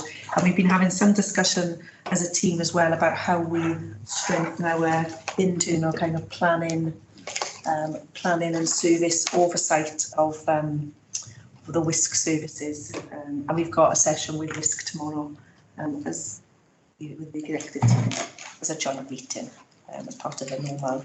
But lots of opportunities there, I think, to kind of strengthen our ways of working. So that's all I was going to pull out, really. Thank you. East? And in terms of East, there was nothing of anything major significant to draw out. Big focus on performance, continued focus on performance around response times and handover delays. And there's the additional 100 paramedics that were put into WAST last year. It looks like the funding has been secured to continue with that resource, which is positive. They're going to evaluate effectiveness. Yes, and obviously I think they're called ICPs, so the integrated ICPs, integrated commissioning, where as each hospital working with WAST looking at those local opportunities. And in terms of the effectiveness of some of the initiatives that are put in locally. So we're working on that, and obviously we've now through the structure, Leanne's got a dedicated post that is particularly focused on our relationship with WAST and some of those opportunities. Good. Do you want to add anything on that? Yeah, A paper come into execs in the next couple of weeks about, I guess, sort of testing our appetite to push at that sort of proper commissioning sort of arrangements in place so that we're serving our population needs sort of best and securing maximum value for money. So good. Lots of opportunity there. Right, thank you. Are there any questions on WISC or ESC? And could you agree to approve the changes to the WISC governance and accountability framework? Are you happy to do that? Yep. I do think the accountability between WISC and ESC and the health boards needs strengthening. This has been agreed by the chairs. And particularly now as we enter a new phase with them, we need to ensure that we are well versed in what they're commissioning for us and how people are performing so that we can take the right decisions. Okay. 4.8 key matters from committees of the board, which includes the committee annual reports. Audit, risk and assurance. Ewan, anything you wish to add? Just a couple of things on top of that. That one obviously comes from April, so we had a meeting yesterday as well. Yeah. Obviously, we bring up the clinical audit in there just to confirm the papers are going to PQSOC on the 20th of June. And the auditors mentioned, yes, I mentioned, they presented their report yesterday for the year, and overall we have achieved a reasonable rating. However, I think we've probably got a shot across the bows of they did have quite a debate around what our rating should be for the year. So it's one to watch going forward, I think. And the basis for that detailed discussion? The number of limited audits that we've had this year, it's up significantly from last year. But overall, they felt that a reasonable rating was appropriate. Right. Good. Thank you. Any questions to Ewan? No? PQSO, Pippa? Nothing to add that isn't in the paper. Right, thank you. Any questions to Pippa on that paper? No? Shared services then, Sarah? Nothing to pick up. Not already details in the paper, but just for reassurance, there is note on the paper in terms of overpayments that was discussed. But the workforce team and finance team are working together to look into more detail around reasons for overpayments and processes to avoid those scenarios. Fine, thank you. And the committee annual reports, are we happy to adopt these? A good form of reference? Okay, thank you. Are there any other matters that anybody wishes to raise? If not, the date of the next meeting will be Wednesday, the 19th of July. We will now go into private session in committee. And thank you very much for attending today.